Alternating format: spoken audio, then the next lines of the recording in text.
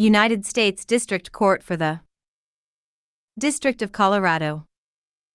Local Rules of Practice. Effective December 1, 2025. United States District Court for the District of Colorado. Chief Judge Philip A. Brimmer, Senior Judge John L. Kane, Senior Judge Louis T. Babcock, Senior Judge Marcia S. Krieger, Senior Judge Robert E. Blackburn, Senior Judge Christine M. Arguello, Senior Judge William J. Martinez, Senior Judge Arvid Brooke Jackson, Senior Judge Raymond P. Moore, Judge Daniel D. Domenico, Judge Regina M. Rodriguez, Judge Charlotte N. Sweeney, Judge Nina Y. Wang, Judge Gordon P. Gallagher, Judge S. Cato Cruz.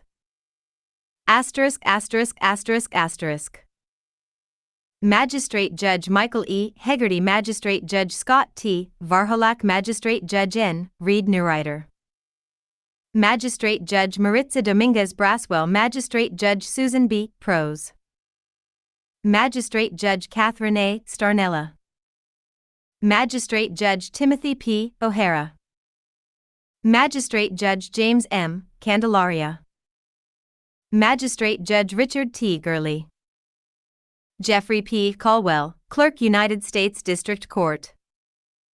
Alfred A. Arridge, United States Courthouse, 901 19th Street, Room A105, Denver, Colorado, 80294-3589. Telephone 303-844-3433. Website http://www.cod.uscourts.gov/www.cod.uscourts.gov.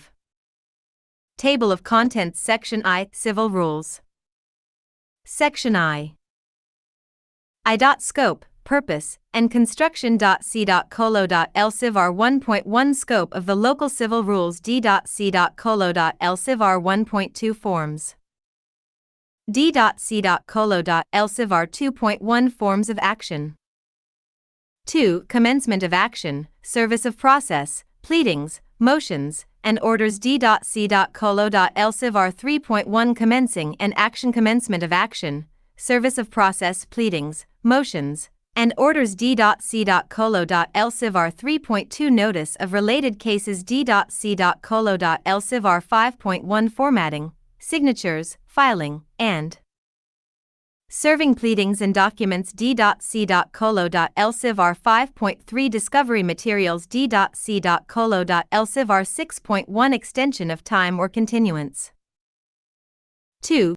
Commencement of action, service of process, pleadings, motions, and orders. D.c.colo.l Civ R 3.1 Commencing and action. D.c.colo.l Civ R 3.2 Notice of related cases. D.c.colo.l Civ R 5.1 Formatting, signatures, filing, and serving pleadings and documents. D.c.colo.l Civ R 5.3 Discovery materials. D.c.colo.l Civ R 6.1 Extension of time or continuance. 3. Pleadings and motions. D.c.colo.l Civ R 7.1 Motions. C.colo.l Civ R 7.1 Motions. D.c.colo.l Civ R 7.2 Public access to documents and proceedings. D.c.colo.l Civ R 8.1 Pro-ac party, Informa pauperis party, and prisoner pleadings. D.c.colo.l Civ R 10.1 Format of pleadings and documents presented for filing. D.c.colo.l Civ R 15.1 Amended pleading. D.c.colo.l Civ R 16.1 Scheduling conference. D.c.colo.l Civ R 16.2 Scheduling order. D.c.colo.l Civ R 16.3 Final pretrial order. D.c.colo.l Civ R 16. No local rules. 4. Parties. Parties. V. Depositions and discovery. Depositions and discovery. D.c.colo.l Civ R 26.1 Compliance with Fed. Art. Civ. P. 26. Requirements. D.c.colo.l Civ R 30.1 Deposition. D.C.Colo.LCIVR 30.2 Filing Motion for Protective Order. Motion to limit examination, or objection to discovery order. D.C.Colo.LCIVR 30.3 Sanctions for Abusive Deposition Conduct. D.C.Colo.LCIVR 37.1 Discovery Motion. 6. Trials. Trials. D.C.Colo.LCIVR 40.1 Assignment of Cases. D.C.Colo.LCIVR 40.2 Trial Calendar and Notice of Settlement. Or Resolution. D.C.Colo.LCIVR 41.1 Dismissal. D.C.Colo.LCIVR 41.2 Administrative Closure. D.C.Colo.LCIVR 43.1 Hearing and Trial Procedures. D.C.Colo.LCIVR 47.2 Communication with Jurors. 7. Judgment. D.C.Colo.LCIVR 54.1 Taxation of Costs. D.C.Colo.LCIVR 54.2 Jury Cost Assessment. D.C.Colo.LCIVR 54.3 Attorney Fees. D.C.Colo.LCIVR 55.1 Default Judgment for a sum certain. D.C.Colo.LCIVR 56.1 Motion for Summary Judgment. 8. Provisional and Final Remedies. D.C.Colo.LCIVR 65.1 Temporary Restraining Order. D.C.Colo.LCIVR D.C.Colo.LCIVR 67.2 Court Registry. 9. Special Proceedings. Special Proceedings. D.C.Colo.LCIVR 72.1 General Authority and Duties of a Magistrate Judge. D.C.Colo.LCIVR 72.2 Consent Jurisdiction of a Magistrate Judge. D.C.Colo.LCIVR 72.3 Reference of a dispositive motion to a Magistrate Judge. X. District Court and Clerk. District Court and Clerk. D.C.Colo.LCIVR 77.1 Time and Place of Filing. D.C.Colo.LCIVR 77.2 Communication with a Judicial Officer. D.C.Colo.LCIVR 79.1 Custody of Pleadings, Documents, Conventionally Submitted Materials, and Exhibits. D.C.Colo.LCIVR 79.2 Inspection of Physical Evidence. 11. General Provisions. D.C.Colo.LCIVR 81.1 Procedure for Removal. D.C.Colo.LCIVR 83.2 Security and Prohibited Items. D.C.Colo.LCIVR 83.3 Accommodation under Americans with Disabilities. ACT. D.C.Colo.LCIVR 84.1 Bankruptcy Matters. Section 2 Criminal Rules. Section 2. Scope, Purpose, and Construction. D.C.Colo.LCIVR 1.1 Scope of the Local Criminal Rules. D.C.Colo.LCIVR 1.2 Forms. No local rules. 2. Preliminary Proceedings. Preliminary Proceedings. 3. Indictment and Information. D.C.Colo.LCIVR 6.1 Grand Jury. D.C.Colo.LCIVR 7.1 Penalty Sheet. 4. Arraignment and Preparation for Trial. Arraignment and Preparation for Trial. D.C.Colo.LCIVR 11.1 Pleas.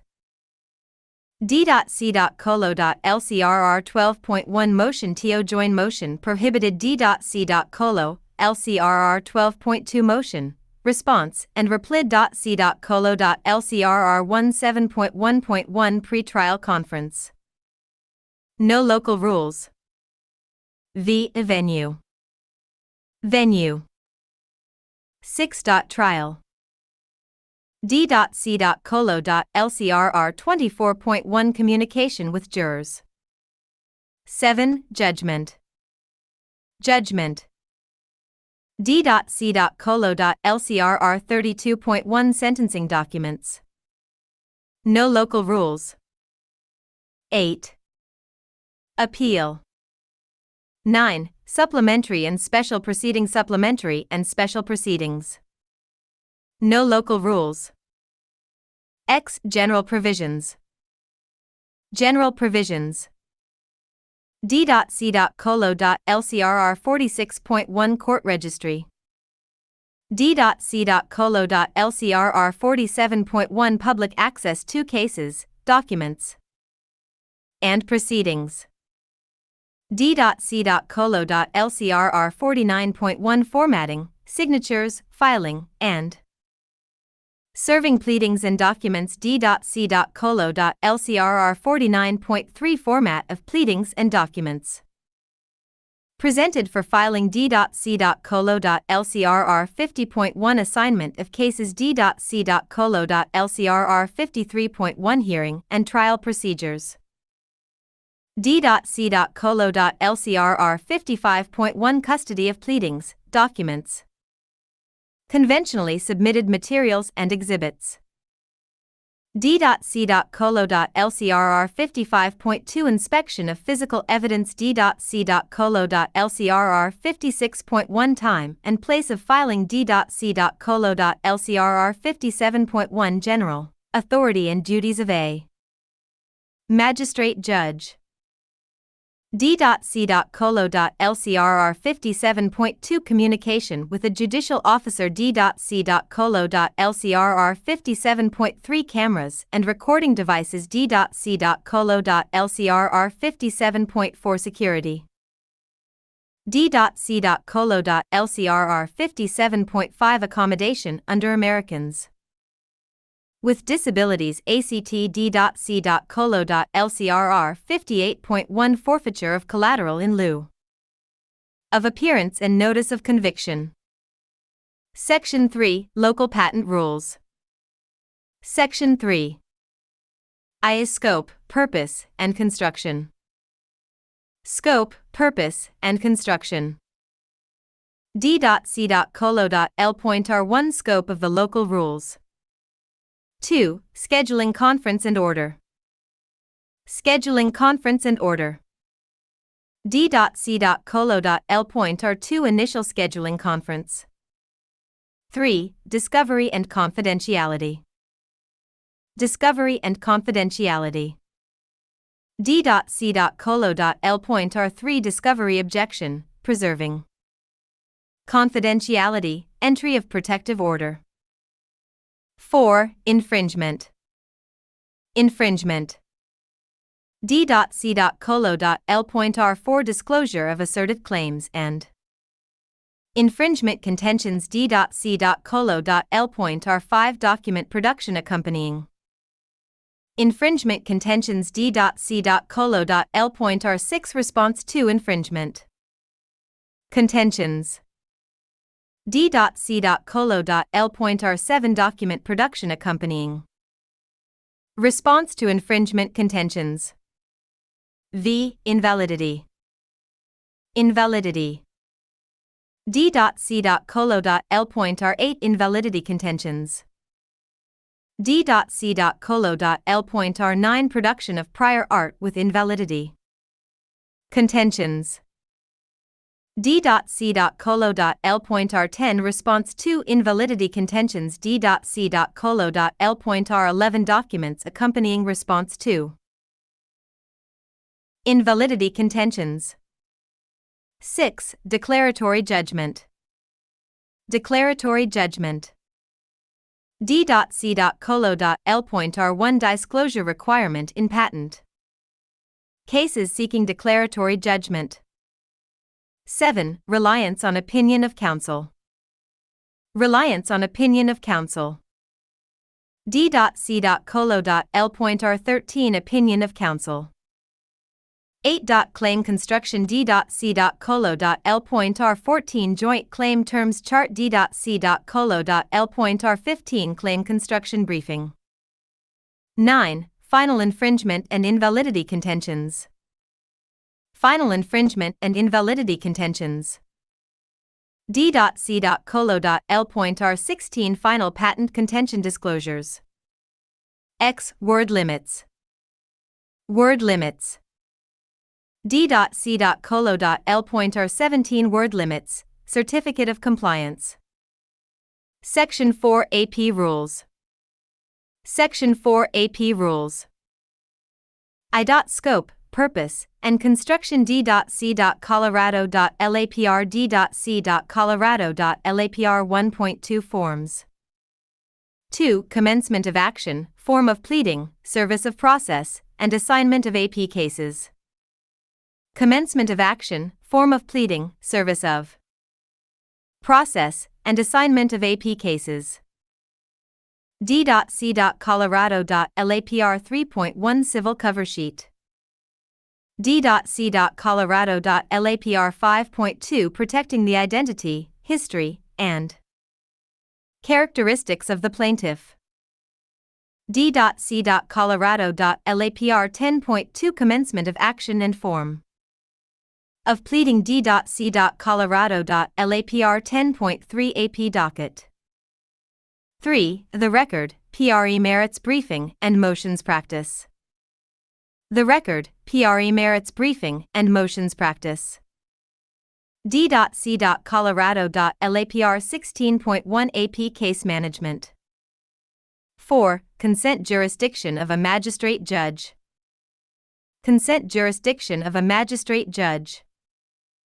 D.C.Colorado.LAPR 72.2 Consent jurisdiction of a magistrate judge. Section V. Attorney Rules. Section V. Attorney Rules. Scope, Purpose, and Construction. Scope, Purpose, and Construction. D.C.Colo.L Attorney R1 Scope of Attorney Rules. 2. Standards of Professional Conduct. Standards of Professional Conduct. D.C.Colo.L Attorney R2 Standards of Professional Conduct. 3. Bar of the Court, Good Standing, Resignation. Bar of the Court, Good Standing, Resignation. D.C.Colo.L Attorney R3 Requirements for Bar of the Court. D.C.Colo.L Attorney R4 Attorney Self-Reporting Requirements. 4. Entry and withdrawal of appearance. Entry and withdrawal of appearance. D.C.Colo.L Attorney R5 ENT. And maintenance of contact information. V. Attorney discipline. Attorney discipline. D.C.Colo.L Attorney R6 Disciplinary Panel and Committee on Conduct. D.C.Colo.L Attorney R7 Complaints and Grounds for Discipline. D.C.Colo.L Attorney R8 Conviction of crime. D.C.Colo.L Attorney R9 Effect of resignation from bar of another court while under investigation. 6. Incapacity. Incapacity. D.C.Colo.L Attorney R10 Incapacity due to disability or substance abuse. 7. Reinstatement and readmission. Reinstatement and readmission. D.C.Colo.L Attorney R11 Reinstatement and readmission. 8. Confidentiality and immunity. D.C.Colo.L Attorney R12 Confidential and public matters. D.C.Colo.L Attorney R13 Immunity. 9. Student practice. Student practice. D.C.Colo.L Attorney R14 Student practice. X. Attorney pro bono representation. Attorney pro bono representation. D.C.Colo.L Attorney R15 Civil pro bono representation. Section I. Civil Rules United States District Court for the District of Colorado. Scope, Purpose, and Construction. D.C.Colo.L Civ R 1.1. Scope of the local civil rules. A. Title and citation. These rules shall be known as the local rules of practice of the United States District Court for the District of Colorado, Civil. These rules shall be cited as D.C.Colo.L Civ R Rule, Subdivision, Paragraph, Subparagraph, Item, e.g., D.C.colo.LCIVR 72.1 B1A. B. C. Scope.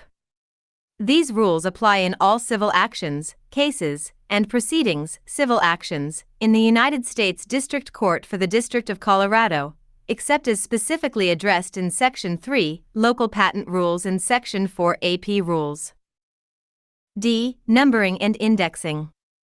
These rules are numbered and indexed insofar as practicable in accordance with the specific designations of the Judicial Conference Uniform Numbering System, Judicial Officer. Judicial officer means a district judge, magistrate judge, or circuit judge sitting by assignment. F. Clerk. Clerk means the clerk of the court or a deputy clerk.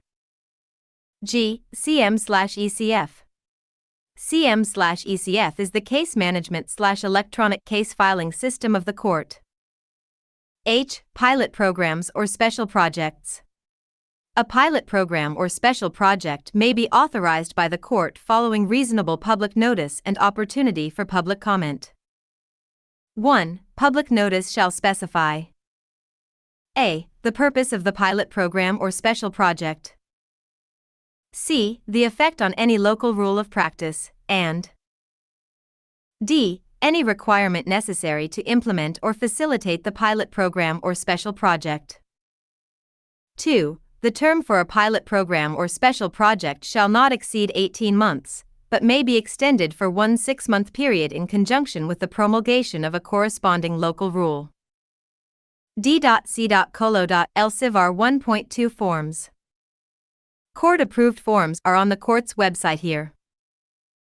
A form may be modified by the court or a judicial officer at any time. A form modified by a judicial officer may be under the judicial officer's practice standards on the court's website. D.C.colo.LCIVR 2.1 Forms of Action.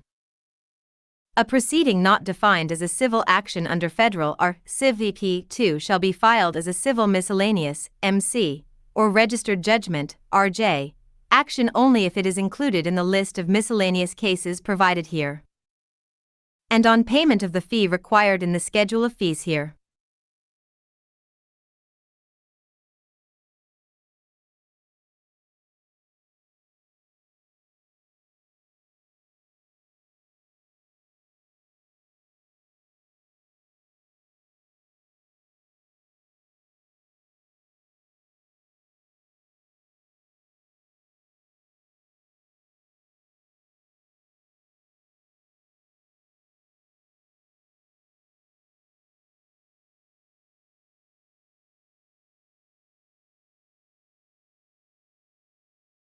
D.C.colo.LCIVR 3.1 Commencing and Action.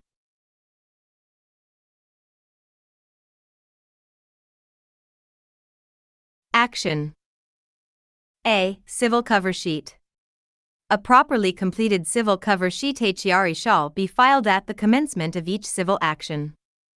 If the filing party is represented by counsel, the civil cover sheet shall be completed and signed by an attorney of record in the case. A dispute about the AP docket designation shall be addressed by motion filed before an answer or other response is due. B. Report on filing a patent, trademark, or copyright action. A properly completed report on the filing of an action regarding a patent or trademark or report on the filing or determination of an action or appeal regarding a copyright available here shall be filed at the commencement of an action and with any amendment which adds a claim involving a patent, trademark, or copyright. If the filing party is represented by counsel, the report shall be completed and submitted by an attorney of record. Editor's note: the link in here above is to thuscourts.gov forms page where the two referenced reports are available, AO Forms 120 and 121. D.C.colo.LCIVR 3.2 Notice of related cases. A. Notice. A party to a case shall file a notice identifying all cases pending in this or any other federal, state, or foreign jurisdiction that are related to the case. Under this rule, no party may seek special assignment or reassignment of a related case from one judicial officer to another. B. Left parenthesis 1 right parenthesis rupee have at least one party in common, or 2. Are filed serially or collectively as a group by the same attorney or law firm. C. Time for filing, supplemental filing. 1. A party shall file the required notice at the time of its first appearance or the filing of its first pleading or document, or other matter addressed to the court. 2. A party shall file promptly a supplemental notice of any change in the information required under this rule. D. Procedure on notice.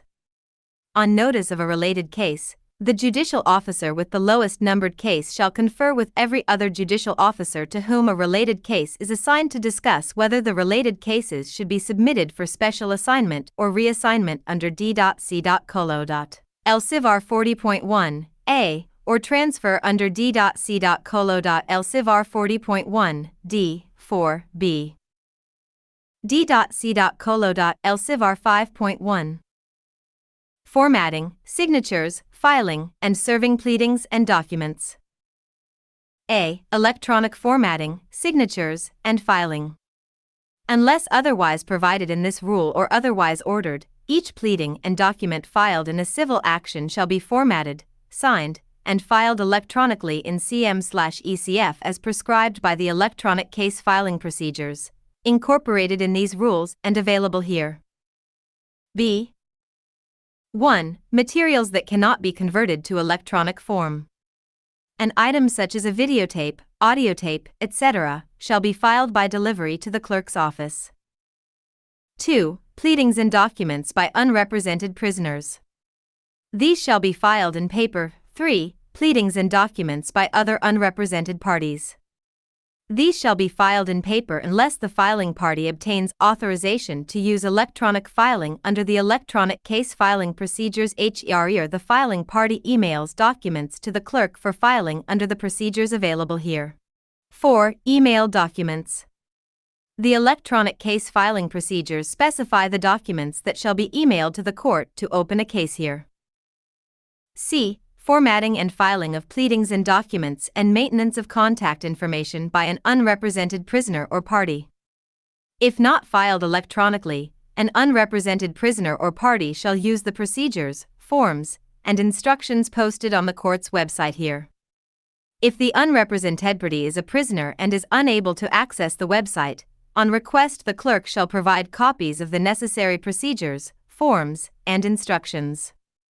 Notice of change of name, mailing address, or telephone number of an unrepresented prisoner or party shall be filed not later than 5 days after the change. A user of CM/ECF shall keep his/her primary and alternative email address current.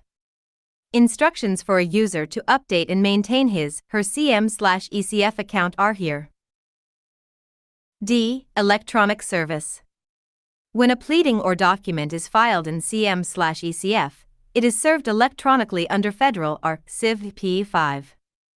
The time to respond or reply shall be calculated from the date of electronic service, regardless of whether other means of service are used. The Notice of Electronic Filing, NEF, generated by CM/ECF constitutes a certificate of service. Registration in CM/ECF shall constitute consent to electronic service of all pleadings or documents. D.C.Colo.L Civ.R 5.3 Discovery Materials. A. All cases. In addition to the documents specified in Federal R. Civ. P5 D. 1, a deposition notice and a discovery subpoena shall not be filed. Unless otherwise ordered, a party who arranges for a deposition transcript or recording or who serves discovery shall act for the court as custodian of all non-filed discovery materials. The custodian shall bring the original sealed transcript to trial. B. Prisoner cases. To achieve electronic. C. Written discovery requests and responses. Except in prisoner cases or unless otherwise ordered, written discovery requests and responses shall be exchanged by private email or other non-paper means. D. Documents. Unless otherwise ordered, without awaiting a discovery request, A represented party shall place a Bates number on every document relevant to the claims or defenses of that party regardless of whether the document will be produced in discovery. D.C.Colo.L.Civar 6.1 Extension of time or continuance. A. Extension of time. The parties may stipulate in writing to one extension of not more than 21 days beyond the time limits prescribed by the Federal Rules of Civil Procedure to respond to a pleading or amended pleading, interrogatories, requests for production of documents, or requests for admissions. The stipulation must be filed before the expiration of the time limits to respond prescribed in the Federal Rules of Civil Procedure and shall be effective on filing, unless otherwise ordered. Any other request for an extension of time or continuance must be approved by court order on motion. B. Content of motion for extension of time or continuance. A motion for extension of time or continuance shall state the reason for an extension or continuance, the length of the requested extension or continuance, and the total number of extensions or continuances granted previously. C. Service on client. When a stipulation or motion for extension of time or continuance is filed, it shall be served contemporaneously by counsel on his or her client. 3. Pleadings and motions. D.C.Colo.L.Civar 7.1 Motions. A. Duty to confer. Before filing a motion, counsel for the moving party or an unrepresented party shall confer or make reasonable, good faith efforts to confer with any opposing counsel or unrepresented party to resolve any disputed matter. The moving party shall describe in the motion, or in a certificate attached to the motion, the specific efforts to fulfill this duty. B. Exceptions to the duty to confer. 1. A motion filed in a case involving an unrepresented prisoner or detainee. 2. A motion under Federal Art. Civ. P. 12. 3. A motion under Federal Art. Civ. P. 56, or 4. A motion under D.C.Colo.L. Attorney R. 5, A, and B. C. Unopposed motion. If a motion is unopposed, it shall be titled Unopposed Motion 4. D. Motion, response and reply, time for serving and filing, length. Excluding motions filed under Federal Art. Civ. P. 65, a motion involving a contested issue of law shall state under which rule or statute it is filed and be supported by a recitation of legal authority in the motion. The responding party shall have 21 days after the date of service of a motion, or such lesser or greater time as the court may allow, in which to file a response. The moving party may file a reply no later than 14 days after the date of service of the response, or such lesser or greater time as the court may allow. The date of service of a motion electronically filed shall be determined under D.C.Colo.L.Civar 5.1 d. Nothing in this rule precludes a judicial officer from ruling on a motion at any time after it is filed. A motion shall not be included in a response or reply to the original motion. A motion shall be filed as a separate document.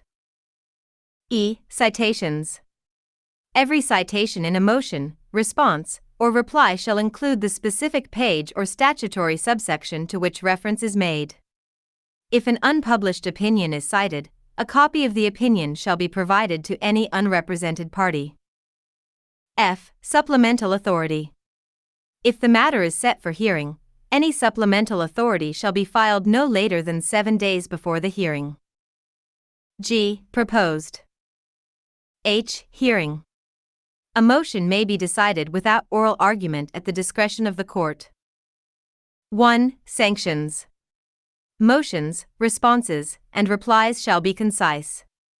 A verbose, redundant, ungrammatical, or unintelligible motion, response, or reply may be stricken or returned for revision, and its filing may be grounds for sanctions.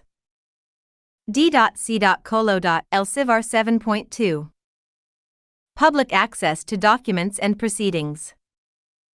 A. Policy. Unless restricted by statute, rule of civil procedure, or court order, the public shall have access to all documents filed with the court and all court proceedings. B. Levels of restriction. There are 3 levels of restriction. Level 1 limits access to the parties and the court. Level 2 limits access to the filing party and the court.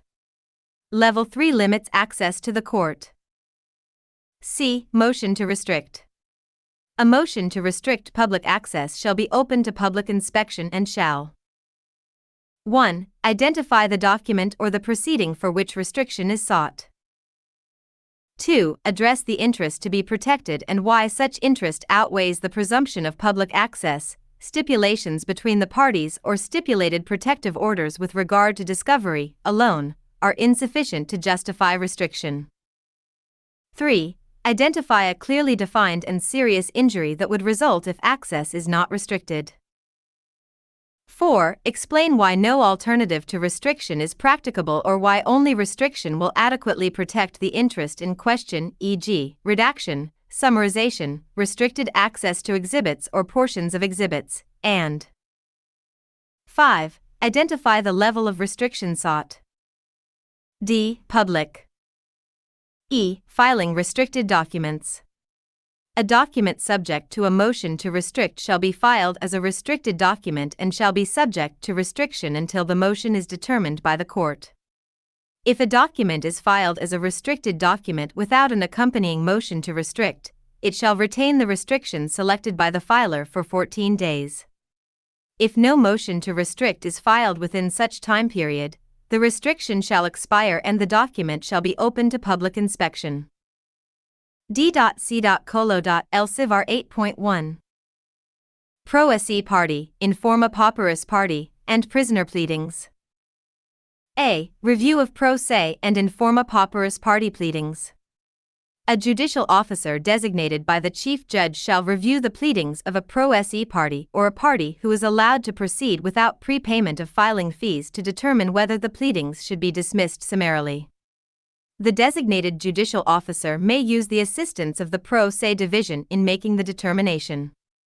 A judicial officer may request additional facts or documentary evidence necessary to make this determination. The time for filing an answer or response shall be told until the designated judicial officer determines that the pleadings should not be dismissed summarily, at which time the judicial officer shall issue an order directing service of the order and the pleadings on the defendants or respondents. A party who seeks leave to proceed without prepayment of filing fees shall use the procedures, forms, and instructions available on the court's website or from the office of the clerk. B. Review of prisoner pleadings. A judicial officer designated by the chief judge shall review the pleadings of a prisoner, whether represented by counsel or not, to determine whether the pleadings should be dismissed summarily if the prisoner is 1. Challenging conditions of confinement. 2. Seeking redress from a governmental entity, officer, or employee, or 3. Asserting claims pertinent to his or her conviction or sentence, except in death penalty cases. A judicial officer may request additional facts or documentary evidence necessary to make this determination. C. Assignment. If an action is not dismissed summarily, the action shall be assigned to a district judge and or a magistrate judge under D.C.Colo.L.Civar. 40.1. A judicial officer to whom the action is assigned may order issuance of a summons. D.C.Colo.L.Civar 10.1. Format of pleadings and documents presented for filing. A. Scope. This rule applies to all pleadings and documents presented for filing. B. C. Margins. Margins shall be 1.5 inches at the top and 1 inch at the left, right, and bottom of each page. D. Font. Unless otherwise ordered, all typewritten pleadings and documents shall use black ink and not less than 12-point font. E. Spacing. All pleadings and documents shall be double-spaced. F. Text. Text shall be printed on one side of the page only. G. Legibility. All handwritten pleadings and documents shall be legible, utilizing upper and lower case lettering. D.C.Colo.L.Civar 15.1 Amended pleading. Amendment is a matter of course or by consent. A party other than an unrepresented prisoner who files an amended pleading under Federal R. Civ. Dp. 15a(1), or with the consent of the opposing party shall file a separate notice of filing the amended pleading and shall attach as an exhibit a copy of the amended pleading which strikes through, e.g., strikes through, the text to be deleted and underlines, e.g., underlines, the text to be added. B. Amendment or supplementation by motion. A party who files an opposed motion for leave to amend or supplement a pleading shall attach as an exhibit a copy of the proposed amended or supplemental pleading which strikes through, e.g., strikes through, the text to be deleted and underlines, e.g., underlines, the text to be added. Unless otherwise ordered, the proposed amended or supplemental pleading shall not incorporate by reference any part of the preceding pleading, including exhibits. Unless otherwise ordered, if a motion for leave to amend or supplement a pleading is granted, the moving party shall file and serve the amended or supplemental pleading on all parties under Federal R. Civ. P. 5 no later than 14 days after the filing of the order granting leave to amend or supplement. D.C.Colo.L. Civ. R. 16.1 Scheduling Conference. A scheduling conference shall be convened by a judicial officer to develop a scheduling order. The order setting the scheduling conference shall set the deadline for the parties to meet and attempt to agree on a scheduling order under Federal R. Civ. Dp. 26 F. Except in cases removed to this court or cases where the parties have agreed otherwise, plaintiff shall file the proposed scheduling order. In a case removed to this court, the party who removed the case shall file the proposed scheduling order. D.C.Colo.L. Civ. R. 16.2 Scheduling Order. Unless otherwise ordered, a scheduling order shall be in the form and shall comply with the instructions here. D.C.Colo.L. Civ. R. 16.3 Final Pretrial Order. Unless otherwise ordered, a final pretrial order shall be in the form and shall comply with the instructions here. D.C.Colo.L. Civ. R. 16.6. Alternative Dispute Resolution. A. Alternative Dispute Resolution.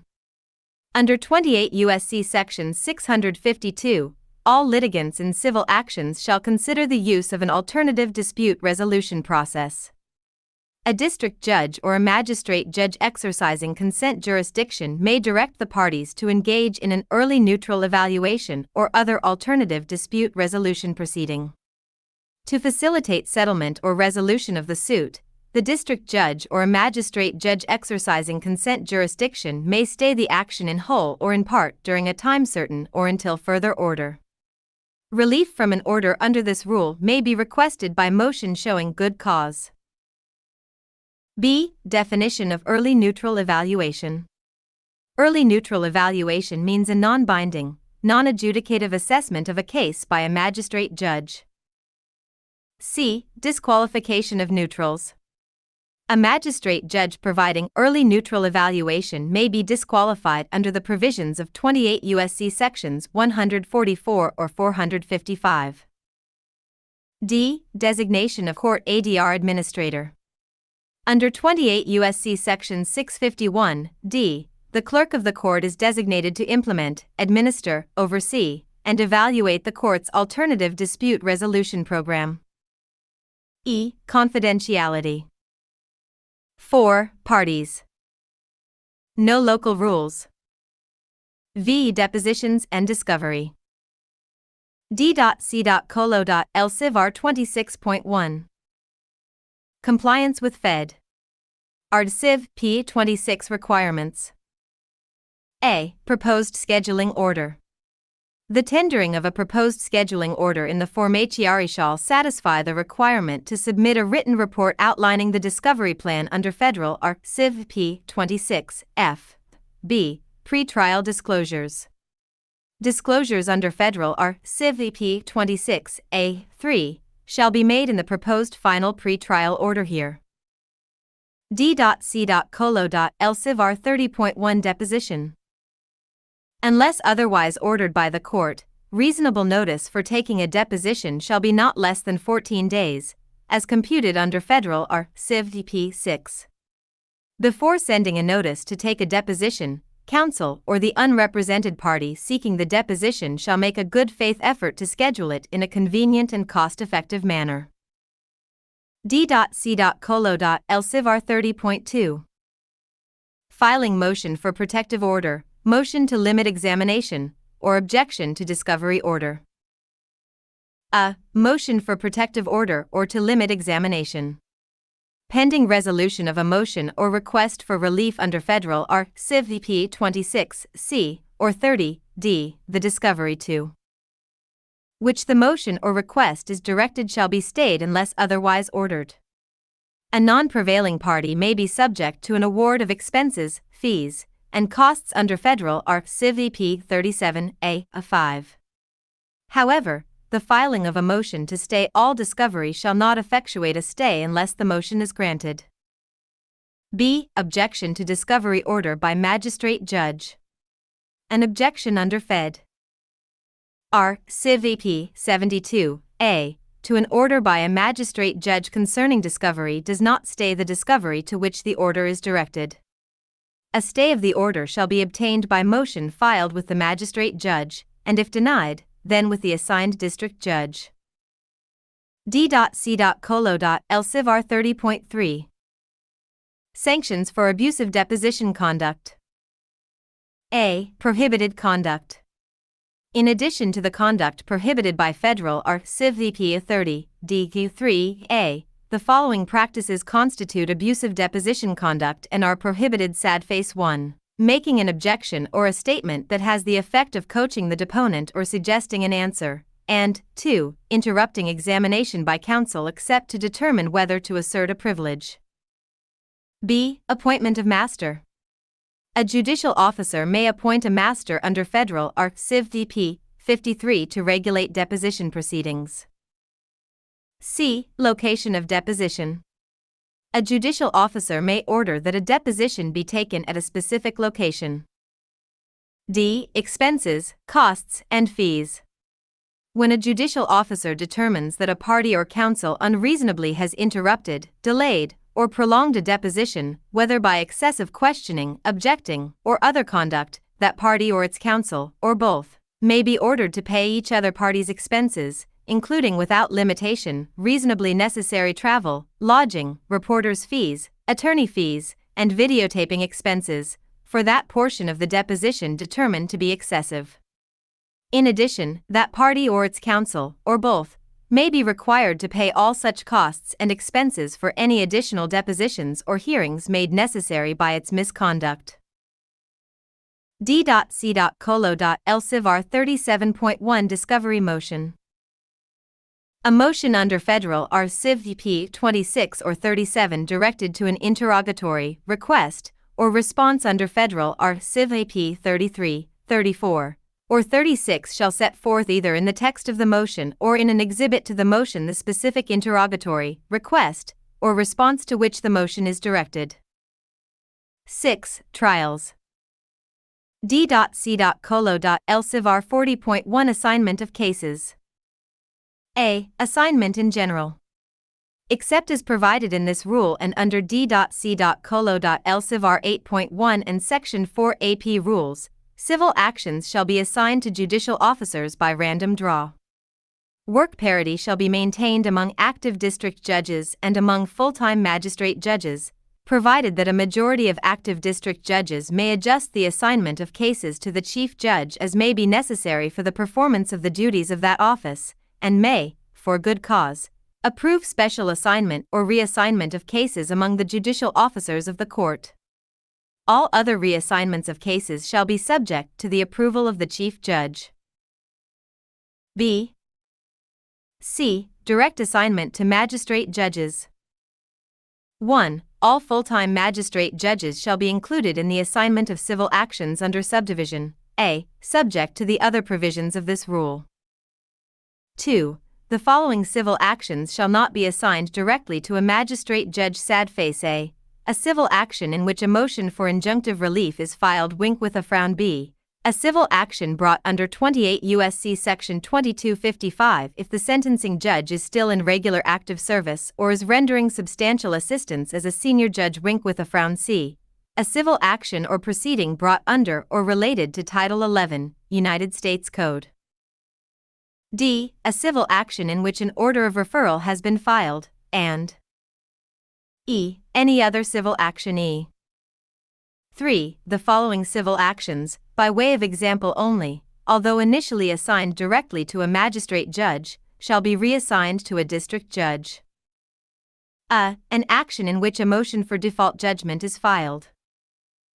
B. An action which on initial review should be dismissed or administratively closed, unless there is consent, or C. An action identified by a majority of the district judges or subject to reassignment under subdivision A. D. 4. On the filing of a civil action eligible for direct assignment to a magistrate judge, the clerk shall deliver to the plaintiffs the consent/non-consent to United States Magistrate Judge Jurisdiction form here, which the plaintiffs shall attach to the summons and serve on the defendants. Failure to serve the consent/non-consent to United States Magistrate Judge Jurisdiction form shall not affect the validity of service of process or personal jurisdiction over a defendant.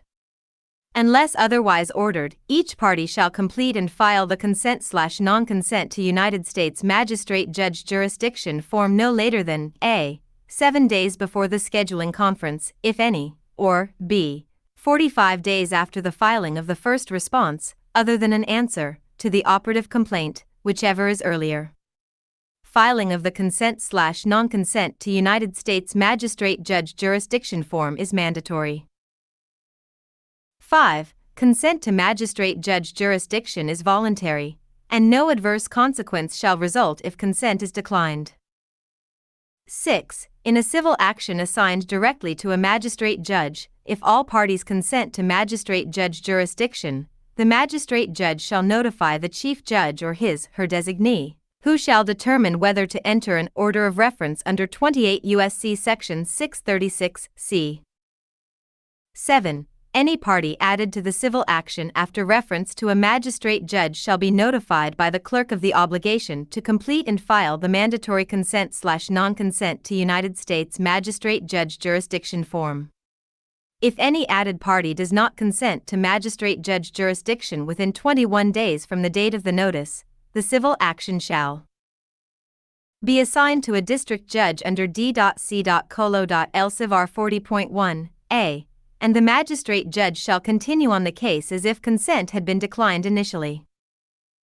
8. If consent to magistrate judge jurisdiction is declined by any party, no order of reference is entered or the order of reference is vacated. The civil action shall be assigned to a district judge under D.C.Colo.L. Civar 40.1 a, and the magistrate judge shall continue on the case as if consent had been declined initially. 10. A case assigned directly to a magistrate judge in which there is consent may be assigned randomly to another magistrate judge to conduct an early neutral evaluation or other alternative dispute resolution proceeding under D.C.Colo.L. Civar 16.6, 11. If after direct assignment, a magistrate judge recuses and the action is assigned to another magistrate judge, each party shall complete a consent/non-consent to United States Magistrate Judge Jurisdiction form no later than A. 21 days after assignment to the successor magistrate judge, or B. the deadline imposed in paragraph 4, whichever is later. D. Special assignment. 1. If an unrepresented party in a new case already has a case pending or had a case terminated within 12 months of the new filing, the new case shall be assigned to the judicial officers who were assigned the earlier case. 2. Once a bankruptcy appeal or motion to withdraw the reference has been assigned to a district judge by random draw, any case subsequently filed concerning the same debtor in bankruptcy shall be assigned to the same district judge. 3. On filing a civil forfeiture proceeding, the United States Attorney shall notify the clerk in writing when a potential claimant is a defendant in a pending criminal case. The civil action shall be assigned to the judicial officer to whom the criminal case is assigned. 4. A new case that is related under D.C.Colo.LCIVR 3.2 to a pending case may be assigned to the same judicial officers. A. By reassignment on a majority vote of the active district judges under D.C.Colo.LCIVR 40.1 A. C. By entry of an order granting a motion to consolidate under Federal R. Civ EP 42 A and D.C.Colo.LCIVR 42.1. 5. If a case that has been remanded is removed again, the case shall be assigned to the judicial officers who were assigned the case initially. 6. A party may not seek a reassignment under paragraph D. 4 or D.C.Colo.LCIVR 3.2. E. AP cases. On the filing of an AP case, the clerk shall assign a case number without random selection to any district judge designated by the Chief Judge for pre-merits management under Section 4 of these rules. F. Recusal. Recusal of an active judicial officer shall be by written order stating the reasons. G. Adjustments. On recusal under this rule or D.C.Colo.LCIVR 42.1, the clerk shall adjust the computerized program to maintain work parity among active district judges and among full-time magistrate judges. D.C.Colo.LCIVR 40.2. Trial calendar and notice of settlement or resolution. A. Calendar. Each judicial officer shall maintain a trial calendar that preserves the priorities required by law. B. Notice of settlement or resolution. When the parties have agreed to settle or otherwise resolve a pending matter, they shall notify the court immediately. D.C.Colo.LCIVR 41.1 Dismissal. A judicial officer may issue an order to show cause why a case should not be dismissed for failure to prosecute or failure to comply with these rules, the Federal Rules of Civil Procedure, or a court order. If good cause is not shown, a district judge or a magistrate judge exercising consent jurisdiction may enter an order of dismissal with or without prejudice. D.C.Colo.LCIVR 41.2 Administrative Closure. A district judge or a magistrate judge exercising consent jurisdiction may order the clerk to close a civil action administratively subject to reopening for good cause. Administrative closure of a civil action terminates any pending motion. Reopening of a civil action does not reinstate any motion. D.C.Colo.LCIVR 42.1 Motion to consolidate. A motion to consolidate shall be filed in the lowest numbered case included in the proposed consolidation and shall be decided by the district judge to whom the lowest numbered case is assigned. A notice of filing of a motion to consolidate shall be filed by the movant as a party or, with the assistance of the clerk, as an interested party in all other cases proposed for consolidation. A motion to consolidate shall be given priority. Consolidated cases shall be reassigned to the judicial officers to whom the lowest numbered consolidated case was assigned. D.C.Colo.LCIVR 43.1. Hearing and trial procedures. A judicial officer presiding over a hearing or trial may establish governing procedures. Judicial practice standards are here. D.C.Colo.LCIVR 45.1 Subpoena service. Except as provided in D.C.Colo.LCIVR 30.1 or unless otherwise ordered by the court, a subpoena shall be served no later than 7 days before the date specified in the subpoena. The 7-day period shall be calculated under Federal R. Civ EP 6A1. D.C.Colo.LCIVR 47.2 Communication with jurors. A party or attorney shall not communicate with, or cause another to communicate with, a juror or prospective juror before, during, or after a trial without order or express oral or written permission of the presiding judicial officer. 7. Judgment. D.C.Colo.LCIVR 54.1 Taxation of costs. Each judgment or final order shall indicate any party entitled to costs. Unless otherwise ordered, the clerk shall tax costs in favor of a prevailing party or parties. A bill of costs shall be filed on the form provided by the court here. no later than 14 days after entry of the judgment or final order. After filing a bill of costs and prior to appearing before the clerk, counsel, and any unrepresented party seeking costs shall file a written statement that they have conferred as to disputes regarding costs. If all disputes are resolved, a stipulation specifying costs shall be filed with the court. D.C.Colo.L Civar 54.2 Jury Cost Assessment. Unless the court is notified in writing before noon on the last business day before trial that a civil action has been resolved, jury costs may be assessed against any party or counsel. D.C.Colo.L Civar 54.3 Attorney Fees. A. Motion supported by affidavit. Unless otherwise ordered, a motion for attorney fees shall be supported by affidavit. B. 1. A summary of relevant qualifications and experience, and 2. A detailed description of the services rendered, the amount of time spent, the hourly rate charged, and the total amount claimed. D.C.Colo.L Civar 55.1. Default judgment for a sum certain. A. Required showing. To obtain a default judgment under Federal R. Civ VP 55, B. 1. A party shall show by motion supported by affidavit 1. That the defendant who has been defaulted A. Is not a minor or an incompetent person. B. Is not in the military service, as set forth in the Service Members Civil Relief Act, 50 U.S.A. Section 3931, Protection of Service Members Against Default Judgments. C. Has not made an appearance. 2. The sum certain or the sum that can be made certain by computation. B. Form of judgment. The moving party shall submit a proposed form of judgment that recites 1. The party or parties in favor of whom judgment shall be entered. 2. The party or parties against whom judgment shall be entered with a frown. 3. When there are multiple parties against whom judgment shall be entered, whether the judgment shall be entered jointly, severally, or jointly and severally with a frown. 4. The sum certain consisting of the principal amount, pre-judgment interest, and the rate of post-judgment interest, and 5. The sum certain of attorney fees enumerated in the document on which the judgment is based. D.C.Colo.L Civar 56.1. Motion for summary judgment. A. Motion. A motion under Federal Arc. Civ VP 56 for summary judgment or partial summary judgment shall include a statement of undisputed facts, argument, and legal authority incorporated into the motion in lieu of a separate opening brief.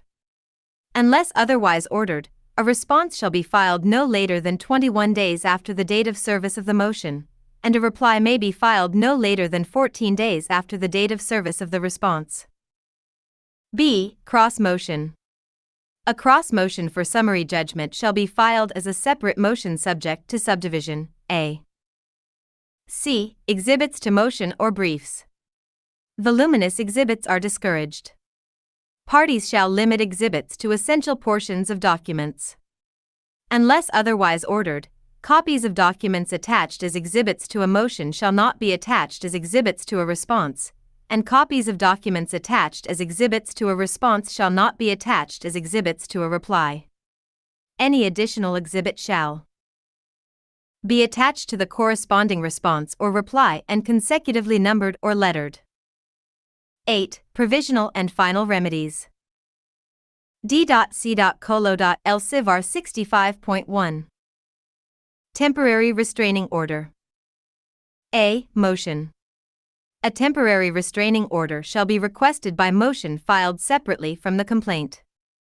The motion shall be accompanied by a certificate of counsel or an unrepresented party, stating 1. That actual notice of the time of filing the motion, and copies of all pleadings and documents filed in the action to date or to be presented to the court at the hearing, have been provided to opposing counsel and any unrepresented adverse party, or 2. The efforts.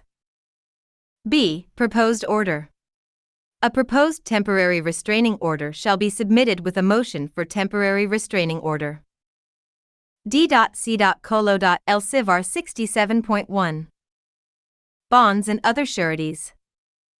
A. Prohibition. A party, individual or entity, a spouse of a party, or an attorney for a party in a civil action, shall not serve as a personal surety on any bond in that civil action. B. Surety company, power of attorney. If the surety on a bond is a surety company approved by the United States Department of the Treasury, a power of attorney evidencing the authority of the agent signing the bond shall be filed with the clerk. D.C.Colo.L Civ.R 67.2 Court Registry. A. Deposit of funds in court registry. Unless a statute requires otherwise, funds shall be tendered to the court or its officers for deposit into the registry only under court order. A depositor shall identify in writing the order authorizing deposit by reference to the relevant docket entry in CM/ECF. B. Investment of funds in registry. Unless otherwise ordered, all funds deposited into the registry shall be deposited in an interest-bearing account through the Court Registry Investment System, CRIS. C. Registry fee. D. Disbursement of funds in registry. Funds in the registry shall be disbursed only by court order. A proposed order to disburse funds shall include the payee's full name and complete address and the amount to be disbursed. If more than $10 of interest is to be disbursed, the proposed order shall be accompanied by a completed IRS Form W-9, which shall be filed under restricted access. The party requesting disbursement of funds shall provide to the clerk a copy of the order authorizing disbursement, including its CM/ECF docket number. E. Interpleader funds deposited under 28 U.S.C. Section 1335 are defined by the IRS as a disputed ownership fund, DOF, a taxable entity that requires tax administration. Unless otherwise ordered, interpleader funds shall be deposited in the DOF established in the CRIS and administered by the Administrative Office of the United States Courts, AO, which shall be responsible for meeting all DOF tax administration requirements. The director of the AO is designated as the custodian of funds deposited in the DOF. 9. Special proceedings. D.C.Colo.L Civ.R 72.1. General authority and duties of a magistrate judge. A. General authority. Except as restricted by these rules, a magistrate judge may exercise all powers and duties authorized by federal statutes, regulations, and the Federal Rules of Civil Procedure. B. Duties. A magistrate judge may 1. Issue administrative inspection warrants. 2. Issue civil seizure warrants under 21 U.S.C. Section 881 and 18 U.S.C. Sections 981. 983. 3. Issue search and seizure warrants for levy under the Internal Revenue Code. 4. Act on post. A. Issue writs. B. Issue orders directing funds to be paid into or disbursed from the registry of the court. C. Hold hearings and make recommendations to the district judge on substantive issues including the liability of a party under a writ of garnishment or execution, and D. Perform duties specified in Chapter 176 of Title 28 United States Code, as assigned by the court under the Federal Debt Collection Procedures Act, 28 U.S.C. Section 3008 wink with a frown 5, make determinations and enter appropriate orders under 28 U.S.C. Section 1915, except to enter an order denying a request to proceed in forma pauperis. 6. Perform duties set forth in D.C.Colo.L Civ.R 8.1. 7. Exercise contempt authority as authorized by law. 8. Issue administrative subpoenas as authorized by law. 9. Appoint masters under Federal Art. Civ. P. 53. 10. Transfer cases on direct assignment under D.C.Colo.L Civ.R 40.1, D. 4. 11. Issue orders on motions to treat a document as a highly sensitive document, and 12. Issue other orders as authorized by law. C. Other duties. On reference or order by a district judge, a magistrate judge may 1. Conduct pre-trial conferences, post-trial proceedings, early neutral evaluations, settlement conferences, other alternative dispute resolution proceedings, and other non-dispositive pre-trial proceedings. 2. Act on petitions to perpetuate testimony under Federal Art. Civ. P. 27. 3. Hold hearings and make recommendations on dispose.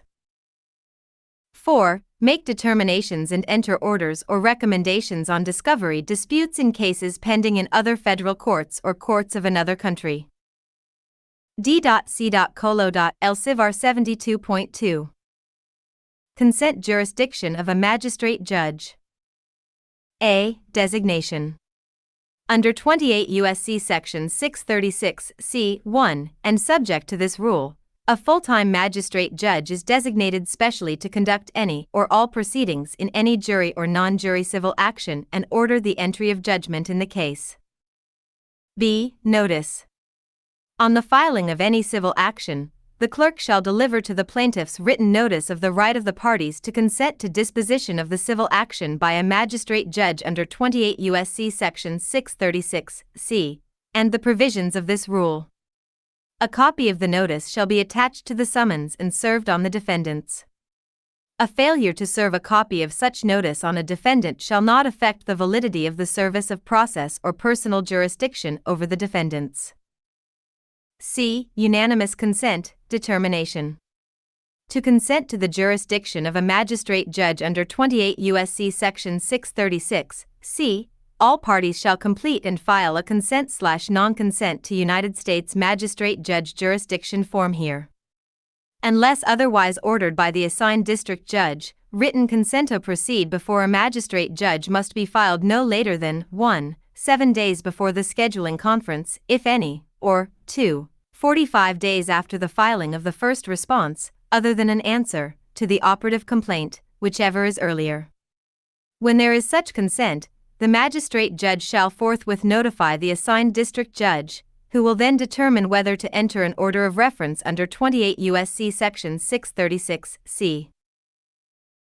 D. Assignment. On entry of an order of reference under 28 U.S.C. Section 636 C, the civil action shall be assigned to the magistrate judge currently assigned to the case. E. Additional parties. Any party added to the action or served after reference to a magistrate judge under this rule shall be notified by the clerk of the right to consent to the exercise of jurisdiction by the magistrate judge under 28 U.S.C. Section 636 C. If an added party does not file a consent to proceed before the magistrate judge within 21 days from the date of mailing of the notice, the action shall be returned to the assigned district judge for further proceedings. F. Vacating reference. A reference of a civil matter to a magistrate judge may be vacated under 28 U.S.C. Section 636 C. 4. D.C.Colo.L. Civ. R. 72.3. Reference of a dispositive motion to a magistrate judge. A. Designation. A full-time magistrate judge is designated specially to make final determination of a dispositive motion with the unanimous consent of the parties and approval of the assigned district judge. Dispositive motions include motions to amend, to dismiss, for transfer or for change of venue, to remand, for summary judgment, and for partial summary judgment. B. C. Reference. On entry of an order of reference of a dispositive motion under 28 U.S.C. Section 636 C, the motion shall be referred to the magistrate judge currently assigned to the case. D. Vacating reference. A reference of a dispositive motion to a magistrate judge may be vacated for good cause. E. Appeal. If a magistrate judge grants a dispositive motion and directs the entry of final judgment, an appeal shall be to the United States Court of Appeals for the 10th Circuit in the same manner as an appeal from any other judgment of this court. X. District Court and Clerk. D.C.Colo.L. Civ. R. 77.1. Time and place of filing. Unless otherwise ordered, an electronically filed pleading or document shall be filed no later than 11:59 and 59 seconds p.m. Mountain Time on the day required. Unless otherwise ordered, all other pleadings and documents shall be filed during the business hours of the office of the clerk from 8 a.m. to 5 p.m. Mountain Time, Monday through Friday. D.C.Colo.L Civar 77.2 Communication with a judicial officer. Unless otherwise ordered, a party to or an attorney in a proceeding shall not communicate directly about the proceeding in any manner with a judicial officer assigned to the proceeding. D.C.Colo.L Civar 79.1 Custody of pleadings, documents, conventionally submitted materials, and exhibits. A. Custody and removal. Unless otherwise ordered, pleadings, documents, conventionally submitted materials, and exhibits in a court file or submitted to a judicial officer shall not be removed from the office or custody of the clerk or judicial officer. B. 1. After 60 days of entry of final judgment in a civil action in which no appeal is taken, the clerk may notify counsel of record and any unrepresented party that the clerk intends to dispose of any conventionally submitted material or exhibit in the possession of the clerk. If no objection is filed within 14 days of the notice, the clerk may dispose of the conventionally submitted material or exhibit. 2. In a civil action on appeal, any conventionally submitted material or exhibit that was not transmitted as a part of the record on appeal may be transferred by the clerk to the offering attorney or unrepresented party who shall retain the conventionally submitted material or exhibit pending order of the appellate court. D.C.Colo.L Civar 79.2 Inspection of physical evidence. While in the custody of the clerk, physical evidence shall not be inspected or copied except in the presence of and under the supervision of the clerk. The clerk may limit or prohibit inspection or copying to preserve the evidence. 11. General provisions. D.C.Colo.L Civar 81.1 Procedure for removal. A. Notice of removal. A notice of removal shall comply with 28 U.S.C. Section 1446 A. B. C. Notification requirements. If a hearing in the state court has been set before a case is removed, counsel or the unrepresented party removing the case shall notify the state judge forthwith of the removal and shall notify the federal judge to whom the case is assigned of the nature, time, and place of the state court hearing. D.C.Colo.L Civar 83.1 Recording devices.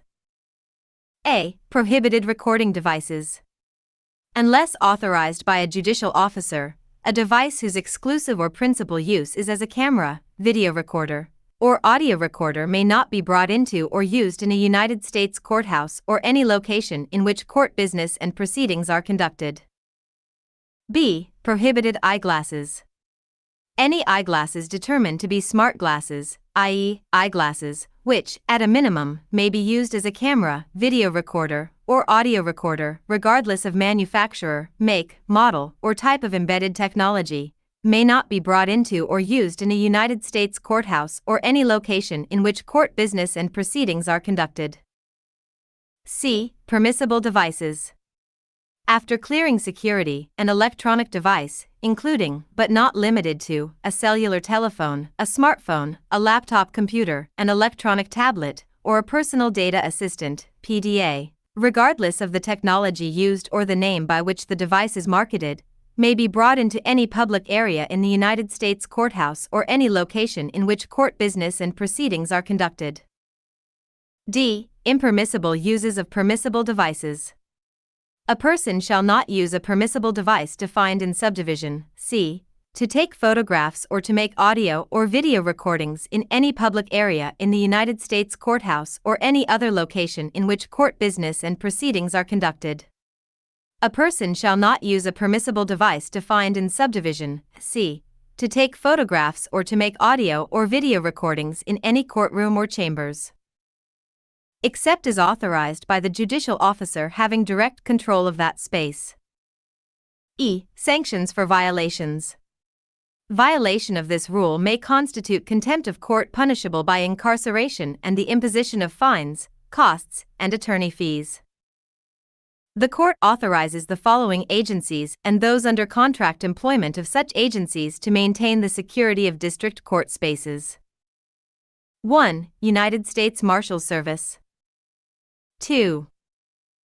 3. United States General Services Administration.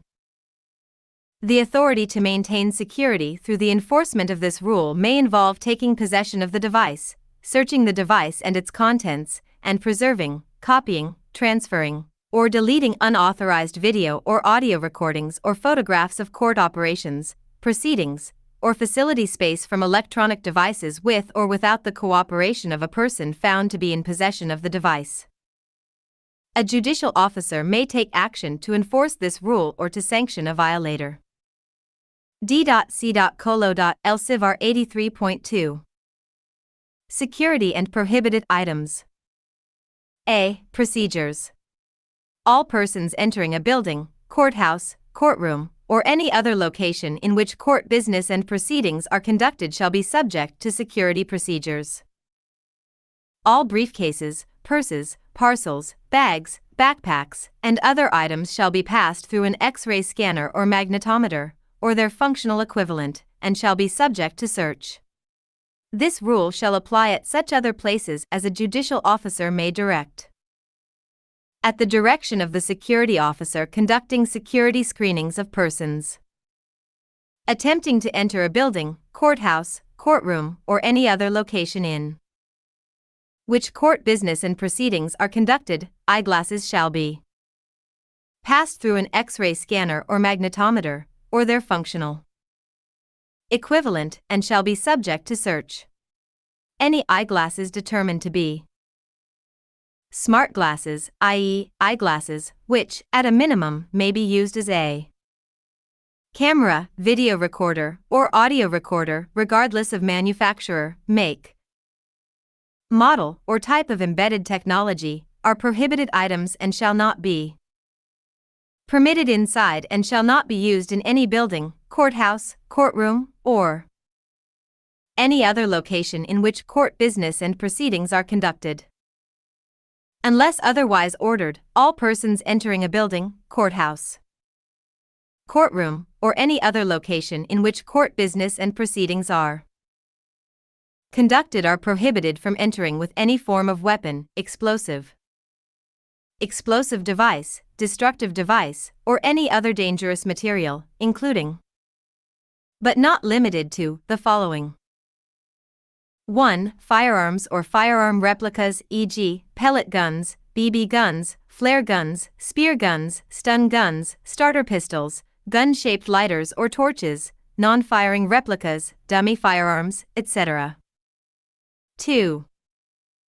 3. Club-like items and striking devices, e.g., hammers, baseball bats, cricket bats, pool cues, golf clubs, ski poles, billy clubs, blackjacks, nightsticks, crowbars, batons, nunchucks, cubitons, martial arts weapons, slingshots, tools, with the exception of duty requirements, etc. 4. Explosive materials or devices, e.g., bombs, grenades, mines, ammunition, gunpowder, plastic explosives, dynamite, nitroglycerin, trinitrotoluene, blasting caps, fireworks, flares, realistic replicas of explosives, etc. 5. Incendiaries or incendiary devices, e.g., IEDs, improvised explosive devices, aerosol sprays, gasoline, diesel, propane, other flammable fuels, turpentine, paint thinner, realistic replicas of incendiaries, etc.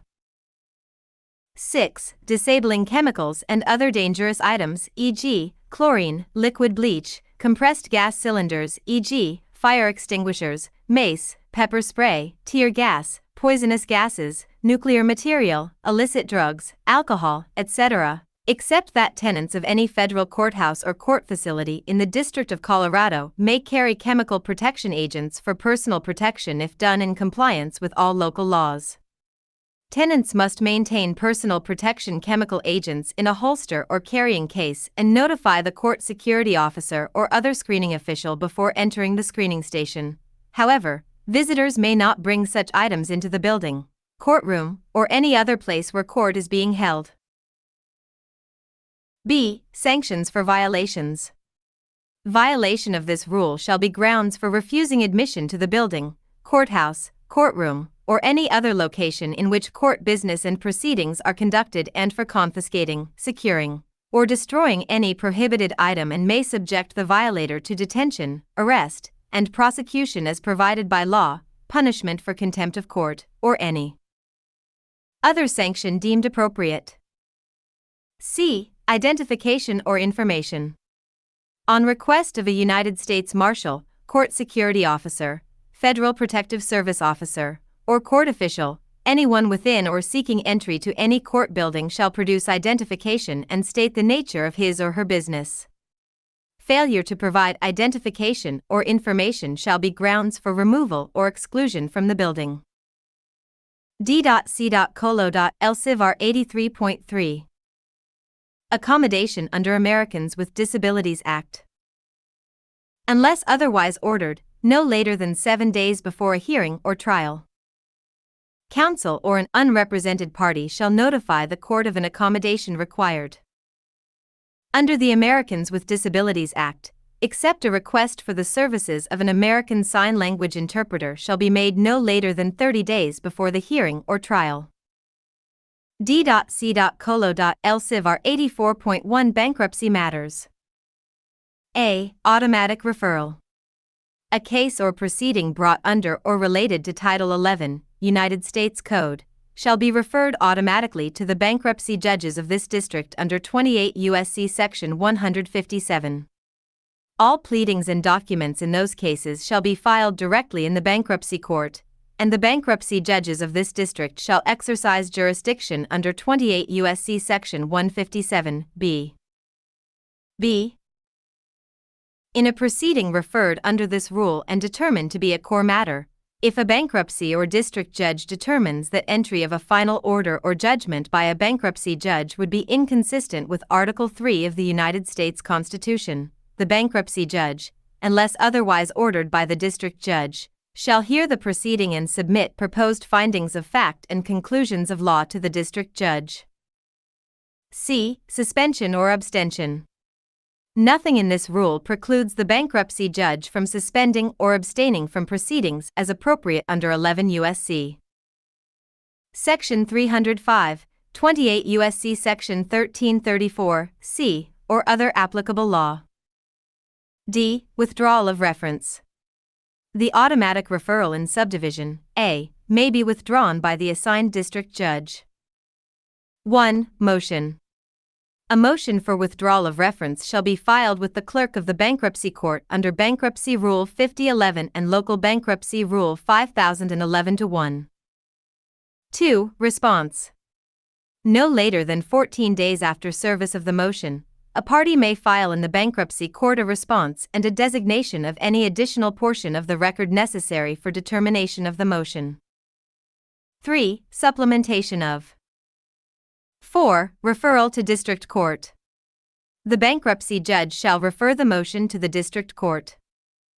5. Assignment. The motion shall be assigned to a district judge under D.C.Colo.LCivR 40.1. E. Non-core matter. When a bankruptcy judge hears a proceeding under 28 U.S.C. Section 157 AC 1, that is not a core proceeding as defined by 28 U.S.C. Section 157 B 2, the bankruptcy judge shall submit the proposed findings of fact and conclusions of law to the district judge assigned under D.C.Colo.LCivR 40.1. Copies of those recommendations shall be mailed by the bankruptcy judge to all parties, who shall have 14 days after the date of mailing of the recommendations, or such further time not to exceed 30 days as the bankruptcy judge may order, to file written objections. Objections lacking specificity as to factual findings or legal conclusions the objecting party claims to have been erroneously made and objections not timely filed may be summarily overruled. If no objection is filed, or if the parties consent in writing, the recommendations of the bankruptcy judge may be accepted by the district judge, and appropriate orders may be entered without further notice. The procedure for determining objections shall be as set forth in 28 U.S.C. Section 157, c. 1. F. Filings. The clerk of the bankruptcy court shall receive all pleadings in bankruptcy cases and related proceedings. Bankruptcy pleadings and documents shall be filed with the bankruptcy court under the Federal Rules of Bankruptcy Procedure and local bankruptcy rules for the District of Colorado.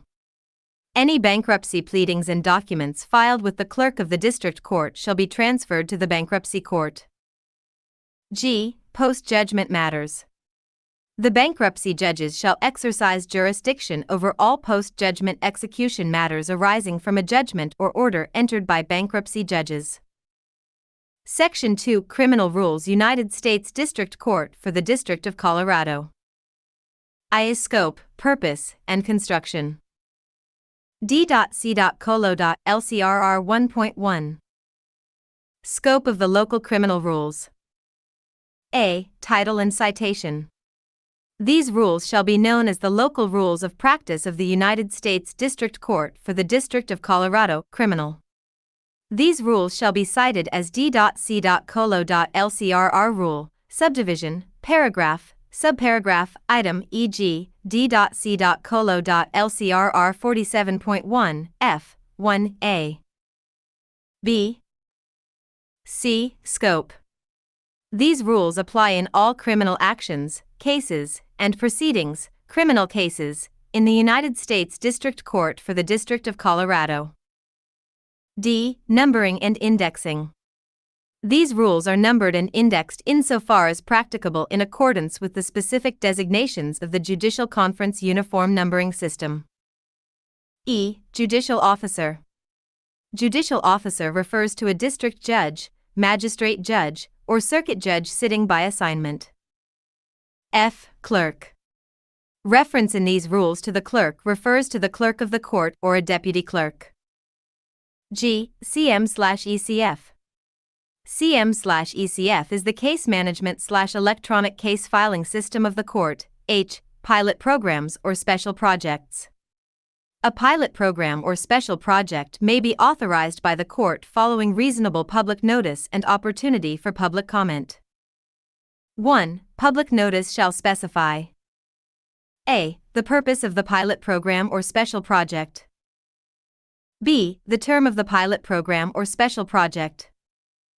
C. The effect upon any local rule of practice, and D. Any requirement necessary to implement or facilitate the pilot program or special project. 2. The term for a pilot program or special project shall not exceed 18 months, but may be extended for one 6-month period in conjunction with the promulgation of a corresponding local rule. D.C.Colo.LCRR 1.2 Forms. Court-approved forms are on the court's website here. A form may be modified by the court or a judicial officer at any time. A form modified by a judicial officer may be under the judicial officer's practice standards on the court's website. 2. Preliminary proceedings. No local rules. 3. Indictment and information. D.C.Colo.LCRR 6.1 Grand Jury. Grand jury supervision shall be assigned equally among the active district judges. D.C.Colo.LCRR 7.1 Penalty sheet. A penalty sheet shall be provided by an attorney for the government to the clerk on the filing of a criminal case. 4. Arraignment and preparation for trial. D.C.Colo.LCRR 11.1 Please. A. Written notice. Unless otherwise ordered, notice of disposition shall be filed no later than 14 days before trial. B. Pleas in a hear and on referral for recommendation by the assigned district judge, the resident magistrate judge in Durango and Grand Junction, Colorado, may accept a plea of guilty or nolo contendere and conduct a corresponding advisement under Federal R. CRIMP 11. C. Plea agreement. A plea agreement shall be in the form HEREND signed by an attorney for the government, the defendant's counsel, if any, and the defendant. The stipulation of facts relevant to sentencing in the plea agreement shall be included in the pre-sentence report. An attorney for the government shall provide a copy of the plea agreement to the chambers of the assigned judicial officer and the probation office no later than 48 hours before the change of plea hearing. D. Statement by defendant in advance of plea of guilty. A statement by defendant in advance of plea of guilty shall be in the form here, and signed by the defendant's counsel, if any, and the defendant. E. Documents tendered to courtroom deputy. No later than the commencement of the change of plea hearing, the following documents shall be tendered to the courtroom deputy.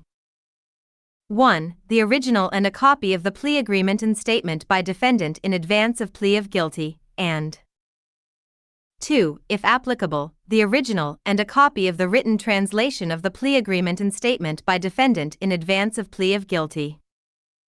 D.C.Colo.LCRR 12.1. Motion to join motion prohibited. A. A party may not file a motion to join a motion filed by another party.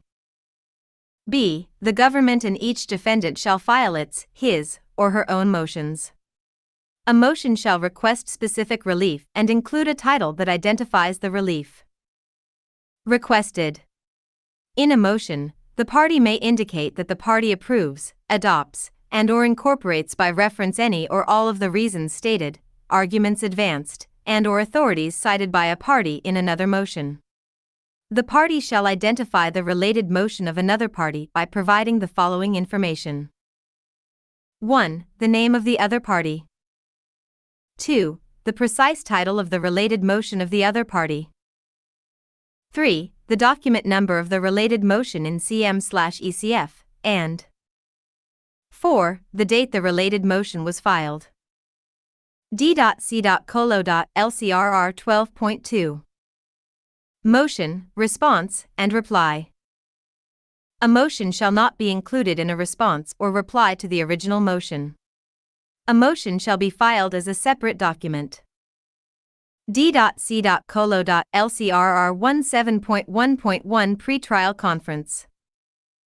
A magistrate judge shall enter a discovery conference memorandum and order at the time of or no later than 14 days after the arraignment, and direct counsel to obtain from the district judge assigned to the case deadlines for filing pre-trial motions and a trial date.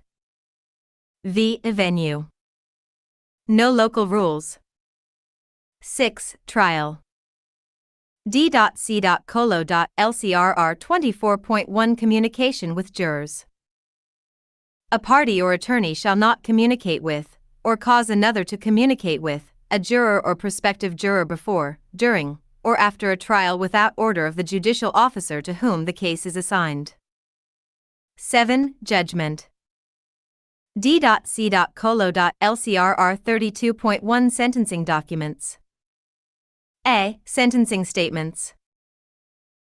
1. No later than 30 days after a verdict of guilty is returned by a jury or the court, the attorney for the government shall file a sentencing statement that analyzes the sentencing factors to be considered at sentencing.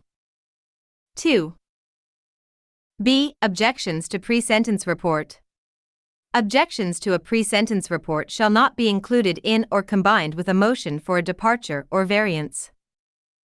C. Motions for departure or variance. A motion for departure or variance shall be filed no later than 14 days before sentencing. A response may be filed no later than 7 days before sentencing. A motion for departure or variance shall not be included in a sentencing statement or other sentencing-related document. A motion for departure or variance shall be filed as a separate motion. D. Restricted access. Unless otherwise ordered, a motion for a departure or variance shall not be filed as a restricted document. E. Sentencing-related documents. Unless otherwise ordered, correspondence or other documents related to sentencing, including letters, reports, certificates, awards, photographs, or other documents pertaining to the defendant, shall be provided to the probation office no later than 10 days before sentencing and shall be filed no later than 7 days before sentencing by a probation officer and are entitled to Level 2 restriction under D.C.Colo.LCRR 47.1 F1A. F. Disclosure of probation reports. 1. Records and reports, including pre-sentence reports and supervised release violation reports, maintained by the probation office are confidential and not available for public inspection. 2. The Chief Probation Officer may authorize inspection, disclosure, and production of records and reports to other federal courts, federal correctional or law enforcement agencies, treatment providers, or state authorities who have a legal, investigative, or custodial interest. 3. A person or entity other than defined in paragraph 2, who seeks access to confidential records or reports maintained by the probation office shall file a written request with the Chief Probation Officer that conforms to the requirements. 8. Appeal. No local rules. 9. Sue. No local rules. X. General provisions. D.C.Colo.LCRR 46.1 Court Registry. A. Deposit of funds in court registry. Unless a statute requires otherwise, funds shall be tendered to the court or its officers for deposit into the registry only pursuant to court order. A depositor shall identify in writing the order authorizing deposit by reference to the relevant docket entry in CM/ECF. B. Investment of funds in registry. Unless otherwise ordered, no deposit into an interest-bearing account shall be permitted, and the Court Registry Investment System, CRIS, shall be the authorized investment mechanism, SC registry fee. Registry fees shall be deducted under 28 U.S.C. Section 1914 and any regulation promulgated thereunder. D. Disbursement of funds in registry. Funds in the registry shall be disbursed only by court order. A proposed order to disburse funds shall include the payee's full name and complete address and the amount to be disbursed. If more than $10 of interest is to be disbursed, the proposed order shall be accompanied by a completed IRS Form W-9, which shall be filed under restricted access. The party requesting disbursement of funds shall provide to the clerk a copy of the order authorizing disbursement, including its CM/ECF docket number. D.C.Colo.LCRR 47.1. Public access to cases, documents, and proceedings. A. Policy. Unless restricted by statute, rule of criminal procedure, or order, the public shall have access to all cases and documents filed with the court and all court proceedings. B. C. Motion to restrict. Unless otherwise ordered, a motion to restrict public access shall be open to public inspection. The motion shall identify the case, the document, or the proceeding for which restriction is sought. The motion shall be accompanied by a brief that is filed as a restricted document. The brief shall 1. Identify the case, document, or the proceeding for which restriction is sought. Wink with a frown. 2. Address the interest to be protected and why such interest outweighs the presumption of public access, stipulations between the parties or stipulated protective orders with regard to discovery alone are insufficient to justify restriction. 3. Identify a clearly defined and serious injury that would result if access is not restricted. 4. Explain why no alternative to restriction is practicable or why only restriction will adequately protect the interest in question, e.g., redaction, summarization, restricted access to exhibits or portions of exhibits, and 5. Identify the level of restriction sought. D. Public notice of motions to restrict, objections. Notice of the filing of such motion shall be posted on the court's website on the court business day following the filing of the motion. Any person may file an objection to the motion to restrict no later than 3 court business days after posting. Absent exigent circumstances, no ruling on a motion to restrict shall be made until the time for objection has passed. The absence of objection alone shall not result in the granting of the motion. E. Filing restricted documents. A document subject to a motion to restrict shall be filed as a restricted document, and shall be subject to restriction until the motion is determined by the court. If a document is filed as a restricted document without an accompanying motion to restrict, it shall retain the restriction selected by the filer for 14 days. If no motion to restrict is filed within such time period, the access restriction shall expire and the document shall be open to public inspection. F. Documents subject to presumptive restriction. The following documents shall be filed subject to the specified presumptive restriction levels without the order of a judicial officer. 1. Documents that shall be filed with Level 2 restriction, access limited to the filing party, the affected defendants, the government, and the court. A. Pretrial services reports, bail reports, and pretrial release status reports.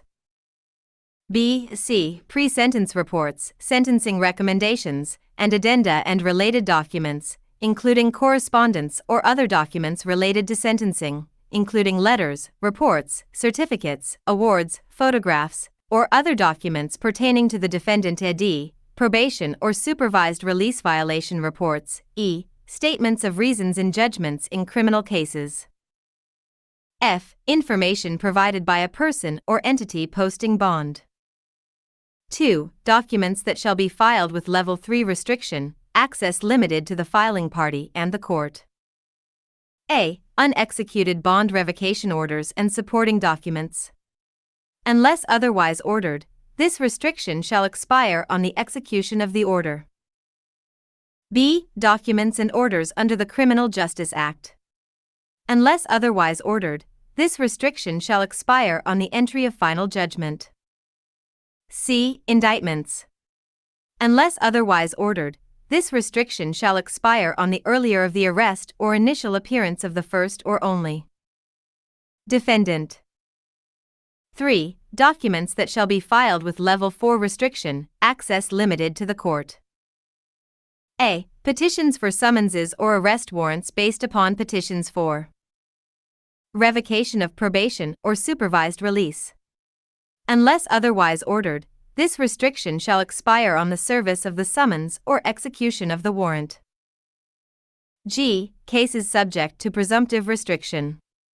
A case, including the docket sheet, case number and caption, initiated by any of the following documents shall be filed under Level 4 restriction. 1. Unexecuted summonses and warrants of any kind and supporting documents. Unless otherwise ordered, this restriction shall expire on the execution of the summonses or warrants. 2. Pen register and trap/trace orders and supporting documents. This restriction shall remain in effect unless otherwise ordered. 3. Orders and supporting documents under 18 U.S.C. Section 2703, d. Unless otherwise ordered, this restriction shall expire after 90 days. 4. Title III and clone pager orders and supporting documents. This restriction shall remain in effect unless otherwise ordered. 5. Grand jury material and other documents with restricted access pursuant to statute. This restriction shall remain in effect unless otherwise ordered. D.C.Colo.LCRR 49.1. Formatting, signatures, filing, and serving pleadings and documents. A. Electronic formatting, signatures, and filing. Unless otherwise provided in this rule or otherwise ordered, each pleading and document filed in a criminal case shall be formatted, signed, and filed electronically in CM/ECF as prescribed by the electronic case filing procedures, incorporated in these rules and available here. B. Exceptions to electronic formatting and filing. 1. Materials that cannot be converted to electronic form. An item such as a videotape, audiotape, etc. shall be filed by delivery to the clerk's office. 2. 3. Pleadings and documents by other unrepresented parties. Unless otherwise ordered, these shall be filed in paper. 4. Email documents. The electronic case filing procedures specify the documents that shall be emailed to the court to open a case here. C. Formatting and filing of pleadings and documents and maintenance of contact information by an unrepresented prisoner or party. If not filed electronically, an unrepresented prisoner or party shall use the procedures, forms, and instructions posted on the court's website here. If the unrepresented party is a prisoner and is unable to access the website, on request the clerk shall provide copies of the necessary procedures, forms, and instructions. notice of change of name, mailing address, or telephone number of an unrepresented prisoner or party shall be filed not later than 5 days after the change. A user of CM/ECF shall keep his/her primary and alternative email address current. Instructions for a user to update and maintain his/her CM/ECF account are here. D. Electronic service. When a pleading or document is filed in CM/ECF, it is served electronically under Federal R. CRIMP 49. The time to respond or reply shall be calculated from the date of electronic service, regardless of whether other means of service are used.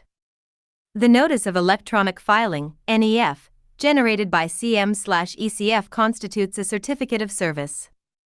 Registration in CM/ECF shall constitute consent to electronic service of all pleadings or documents. D.C.Colo.LCRR 49.3. Format of pleadings and documents presented for filing. A. Scope. This rule applies to all pleadings and documents presented for filing. B. Size. All pleadings and documents shall be on 8.5 by 11-inch white paper. C. Margins. Margins shall be 1.5 inches at the top and 1 inch at the left, right, and bottom of each page. D. Font. Unless otherwise ordered, all typewritten pleadings and documents shall use black ink and not less than 12-point font. E. Spacing. All pleadings and documents shall be double-spaced. F. Tay. G. Legibility. All handwritten pleadings and documents shall be legible, utilizing upper and lower case lettering. D.C.Colo.LCRR 50.1 Assignment of cases. A. Assignment in general. Except as provided in this rule, criminal cases shall be assigned to judicial officers by random draw. Work parity shall be maintained among active district judges, provided that a majority of active district judges may adjust the assignment of criminal cases to the chief judge as may be necessary for the performance of the duties of that office, and may, for good cause, approve special assignment or reassignment of criminal cases among the judicial officers of the court. All other reassignments of cases shall be subject to the approval of the chief judge. B. Random draw by computer. The clerk shall maintain a computerized program to achieve work parity among judicial officers through random and public assignment of new criminal cases. A senior judge may decline assignment of criminal cases and, on notice to the chief judge, limit participation in the random draw by a stated percentage. C. Special assignments. 1. On filing a new criminal case charging a felony offense and involving only one defendant, the United States Attorney shall notify the clerk in writing when that defendant is the only defendant involved in a pending civil action for forfeiture assigned to a district judge. The new criminal case shall be assigned to the same district judge to whom the civil action is assigned. 2. On filing a new criminal case charging a felony offense and involving only one defendant, the United States Attorney shall notify the clerk in writing when that defendant is the only defendant in another pending criminal case in which a felony offense is charged. The new criminal case shall be assigned to the same district judge to whom the pending criminal case is assigned. 3. On filing a new criminal case charging a felony offense and involving only one defendant, the United States Attorney shall notify the clerk in writing when that defendant is currently on probation or supervised release. The new criminal case shall be assigned to the same district judge to whom the criminal case is assigned in which the same defendant is on probation or supervised release. 4. For a transfer under 18 U.S.C. Section 3605, the Probation Department shall notify the clerk in writing when the defendant is involved in a pending criminal case or is serving a term of probation or supervised release. Ordered in this district. The transferred criminal case shall be assigned to the judicial officer to whom the pending criminal case is assigned or who presided over the case in which the defendant is serving a term of probation or supervised release. 5. 6. A majority of the district judges may provide for the assignment of criminal cases which may be heard outside Denver, Colorado, in another location where court may be held under 28 U.S.C. Section 85. D. Recusal. Recusal of an active judicial officer shall be by written order stating the reasons. E. Adjustments. On recusal, the clerk shall adjust the computerized program to maintain work parity among active district judges. D.C.LCRR 53.1. Hearing and trial procedures. A judicial officer presiding over a hearing or trial may establish governing procedures. Judicial practice standards are here. D.C.LCRR 55.1. Custody of pleadings, documents, conventionally submitted materials and exhibits. A. Custody and removal. Unless otherwise ordered, pleadings, documents, conventionally submitted materials, and exhibits in a court file or submitted to a judicial officer shall not be removed from the office or custody of the clerk or judicial officer. B. Disposition. 1. After 60 days of entry of final judgment in a criminal action in which no appeal is taken, the clerk may notify counsel of record and any unrepresented party that the clerk intends to dispose of any conventionally submitted material or exhibit in the possession of the clerk. If no objection is filed within 14 days of the notice, the clerk may dispose of the conventionally submitted material or exhibit. 2. In a criminal action on appeal, any conventionally submitted material or exhibit that was not transmitted as a part of the record on appeal may be transferred by the clerk to the offering attorney or unrepresented party who shall retain the conventionally submitted material or exhibit pending order of the appellate court. D.C.LCRR 55.2. Inspection of physical evidence. While in the custody of the clerk, physical evidence shall not be inspected or copied except in the presence of and under the supervision of the clerk. The clerk may limit or prohibit inspection or copying to preserve the evidence. D.C.LCRR 56.1. Time and place of filing. Unless otherwise ordered, an electronically filed pleading or document shall be filed no later than 11:59 and 59 seconds p.m. Mountain Time on the day required. Unless otherwise ordered, all other pleadings and documents shall be filed during the business hours of the office of the clerk from 8 a.m. to 5 p.m. Mountain Time, Monday through Friday. D.C.LCRR 57.1. General authority and duties of a magistrate judge. A. General authority. Except as restricted by these rules, a magistrate judge may exercise all powers and duties authorized by federal statutes, regulations, and the federal rules of criminal procedure. B. 1. Authorize the installation and use of a pen register or a trap and trace device under 18 U.S.C. Sections 3122 through 23.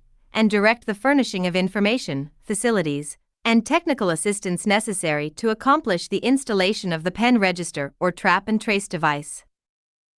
2. Issue search warrants. 3. Accept criminal complaints and issue or quash arrest warrants or summonses.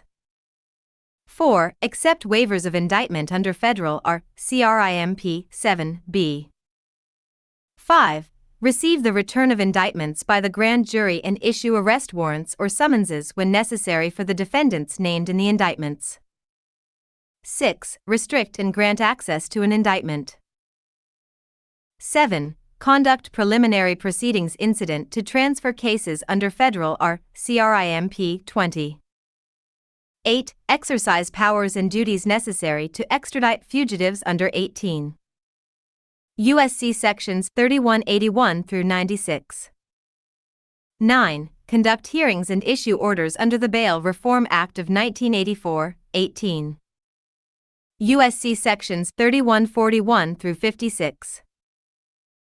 10. Forfeit bond when a defendant fails to appear in proceedings scheduled before the magistrate judge. *11. 11. Set bond for material witnesses. *12. 12.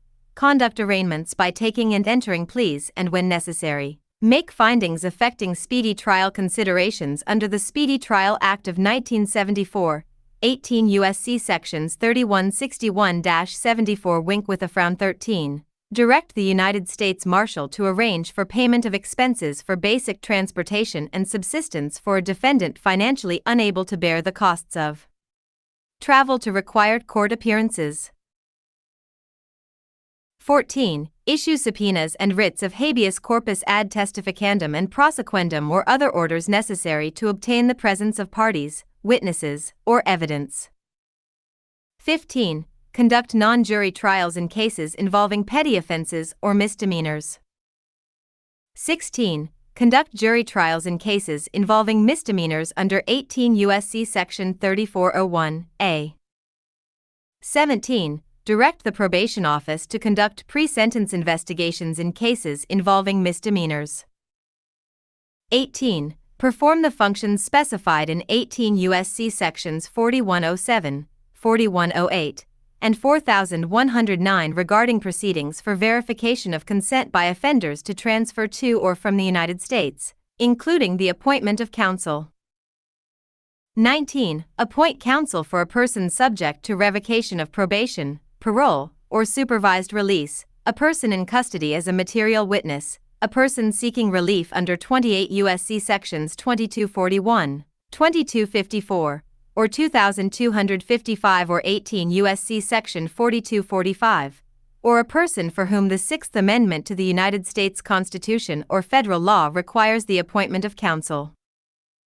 20. Conduct preliminary hearings. 21. Exercise contempt authority as authorized by law. 22. Preside over cases involving petty offenses or misdemeanors brought against juvenile defendants as authorized by law.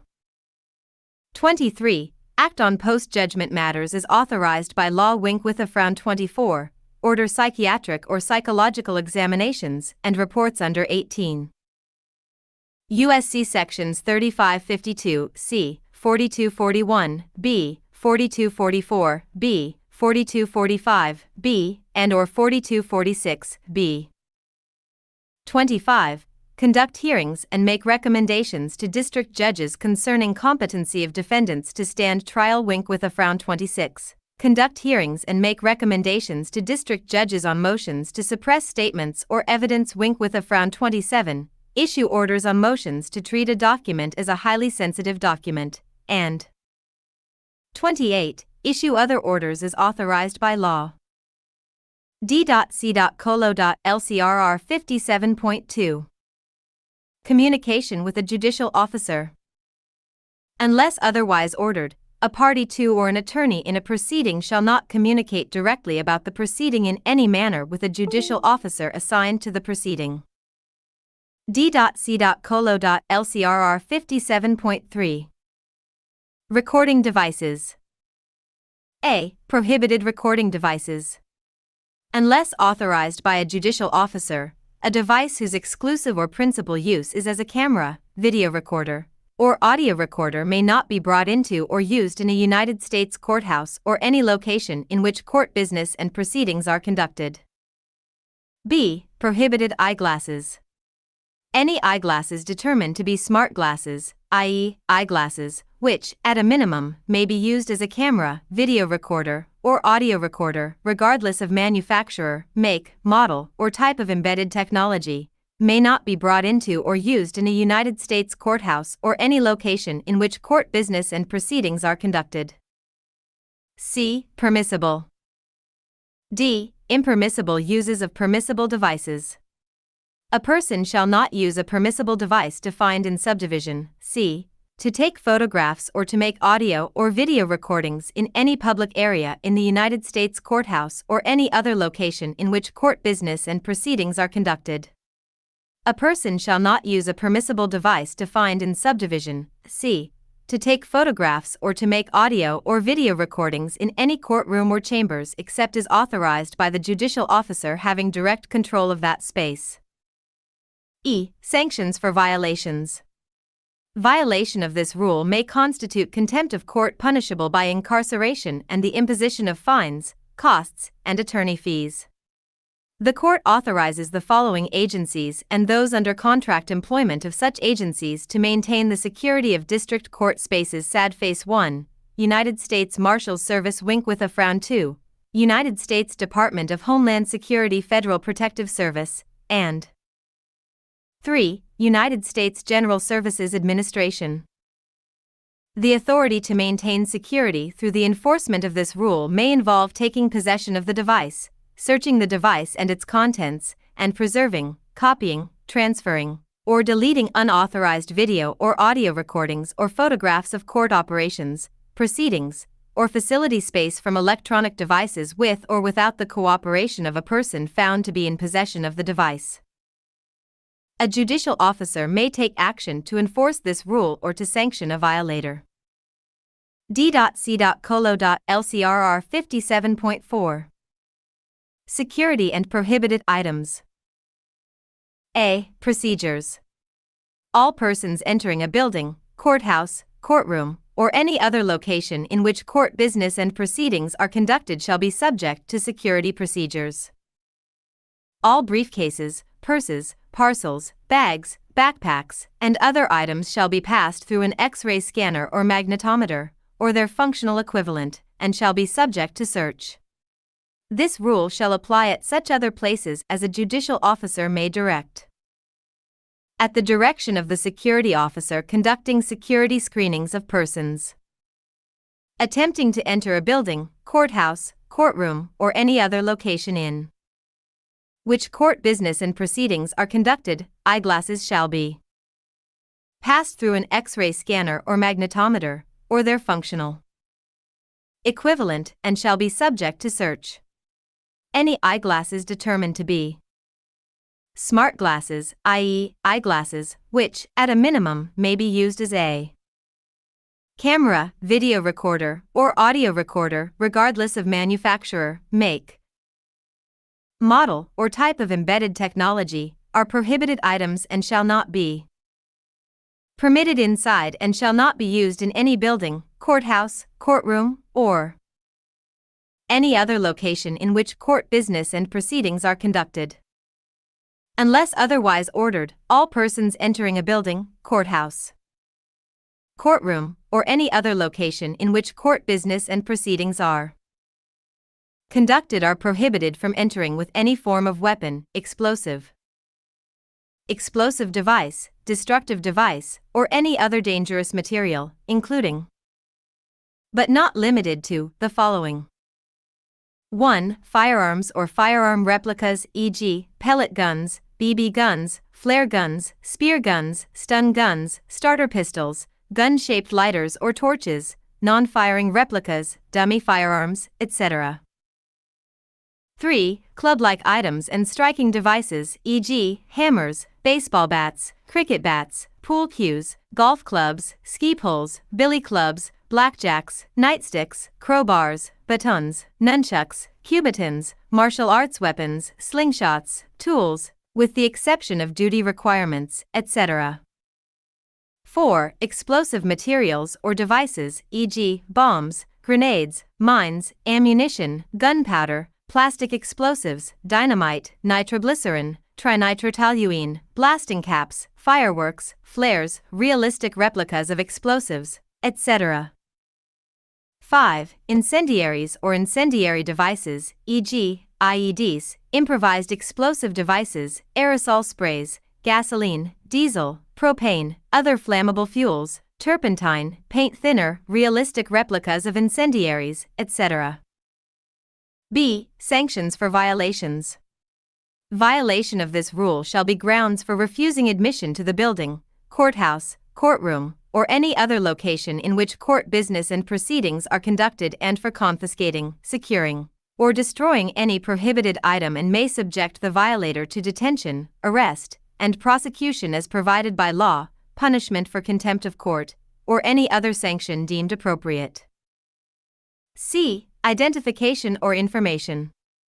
On request of a United States Marshal, Court Security Officer, Federal Protective Service Officer, or court official, anyone within or seeking entry to any court building shall produce identification and state the nature of his or her business. Failure to provide identification or information shall be grounds for removal or exclusion from the building. D.C.Colo.LCRR 57.5. Accommodation under Americans with Disabilities Act. Unless otherwise ordered, no later than 7 days before a hearing or trial, counsel or an unrepresented party shall notify the court of an accommodation required under the Americans with Disabilities Act, except a request for the services of an American Sign Language interpreter shall be made no later than 30 days before the hearing or trial. D.C.Colo.LCRR 58.1. Forfeiture of collateral in lieu of appearance and notice of conviction. A. Scheduled offenses, collateral. For certain scheduled offenses committed within the jurisdiction of this court, collateral may be posted in the amount set by the court. Unless otherwise ordered, the schedule of collateral for assimilated state law offenses shall be as set by the statutes or regulations of the state. B. Petty offenses, collateral. For a petty offense, a judicial officer may specify a collateral forfeiture amount different from that set out in this rule with the consent of an attorney or other representative of the government. C. D. Forfeiture. If a defendant fails to appear before a judicial officer after posting collateral, the collateral shall be forfeited to the United States and that forfeiture shall be accepted in lieu of appearance and shall terminate the proceeding without entry of judgment. E. Increase in amount of collateral. If a defendant fails to post collateral or fails to appear before a judicial officer may increase the amount of collateral. The increased amount of collateral shall not exceed the maximum fine that may be imposed on conviction. F. Forfeiture not permitted, appearance required. Notwithstanding subdivision. D. Above, forfeiture of collateral shall not be permitted, and the defendant shall appear before a judicial officer in person or by counsel for an offense involving 1. Personal injury or death. 2. Operation of a motor vehicle while under the influence of or impaired by alcohol or a controlled substance as defined under federal or state law. With a frown. 3. Operation of a motor vehicle while a driver's license is suspended, cancelled, denied, or revoked. With a frown. 4. Reckless driving. With a frown. 5. A state or federal statute or regulation that requires the appearance of the defendant.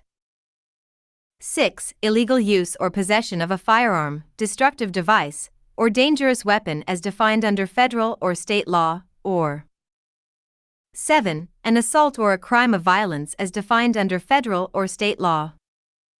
G. Notice of conviction. When a defendant is convicted of a motor vehicle offense that requires a mandatory appearance, the clerk shall send notice of that conviction to the appropriate state agency. H. Collateral forfeiture framework. The United States Attorney shall submit a proposed collateral forfeiture schedule to the court on behalf of each federal agency that issues violation notices. The proposed collateral forfeiture schedules shall contain collateral forfeiture amounts within the ranges in the collateral forfeiture framework. Once approved by the court, the collateral forfeiture framework and schedules shall be on the court's website here. The collateral forfeiture framework is not applicable to assimilated state law offenses or offenses outlined in Subdivision F. Section 3, Local Patent Rules. United States District Court for the District of Colorado. I. Scope, Purpose, and Construction. D.C.Colo.L.R1. Scope of the local rules. A. Title and citation. These rules shall be known as the local rules of practice of the United States District Court for the District of Colorado, Patent Rules. These rules shall be cited as D.C.Colo.L.R rule, section, and subsection, e.g., D.C.Colo.L.R3, a. B. Effective date. Unless otherwise stated, these rules are effective as of December 1st of each year. C. Scope and applicability. These rules apply to patent infringement, invalidity, and unenforceability actions. A judicial officer may modify the obligations or deadlines set forth in these rules based on the circumstances of any particular case, including, without limitation, the nature of relief sought and/or the simplicity or complexity of the case as shown by the patents, claims, technology, products, or parties involved. D. Applicability of local civil rules. Except where inconsistent with these rules, the local rules of practice of the United States District Court for the District of Colorado, civil apply. E. Forms. Forms are subject to modification without notice. 2. Scheduling conference and order. D.C.Colo.L.R2. Initial scheduling conference. Lead counsel for the parties shall participate in the conference under Federal R. Civ. EP. 26 F. The parties shall prepare and submit a proposed patent scheduling order in the form here. Nothing in these rules precludes or prohibits a request or order to expedite proceedings, including a request or order for an expedited claim construction hearing or ruling. 3. Discovery and confidentiality. D.C.Colo.L.R3. Discovery objection, preserving confidentiality, entry of protective order. A. Premature discovery objection. A party may object to a request for discovery seeking information or documents in advance of the deadline in the patent scheduling order for disclosure of such information or documents. B. Confidentiality. The parties shall C. Protective order. No later than 10 days prior to the Rule 16 scheduling conference. 1. The party shall submit an agreed proposed protective order, or 2. If they cannot agree, each party shall submit a separate proposed protective order which specifically identifies the provisions on which the parties agree and disagree. Each party simultaneously may submit a brief of no more than 2 pages in support of its proposed protective order. 4. Infringement. D.C.Colo.L.R4. Disclosure of asserted claims and infringement contentions. A. Infringement contentions. By the date specified in the patent scheduling order, a party claiming patent infringement shall serve infringement contentions identifying with specificity each accused product or process, the accused instrumentality. B. Claim chart. A party who serves infringement contentions also shall serve a claim chart for each accused instrumentality.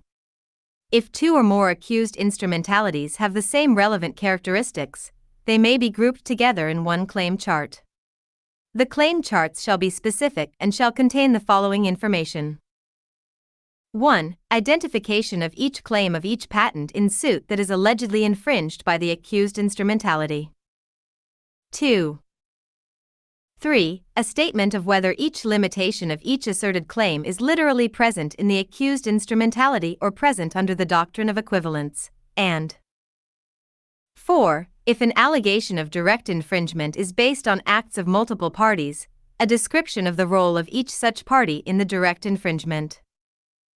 D.C.Colo.L.R5. Document production accompanying infringement contentions. Contemporaneously with service of the infringement contentions, the party claiming patent infringement shall produce to each party, or make available for inspection and copying, the following documents and identify by production number which documents correspond to each category. A. All documents demonstrating each disclosure, sale, or offer to sell, or any public use of the claimed invention before the application date or the priority date, whichever is earlier, for each patent in suit. B. All documents created on or before the application date or the priority date, whichever is earlier, for each patent in suit that demonstrate each claimed invention's conception and earliest reduction to practice.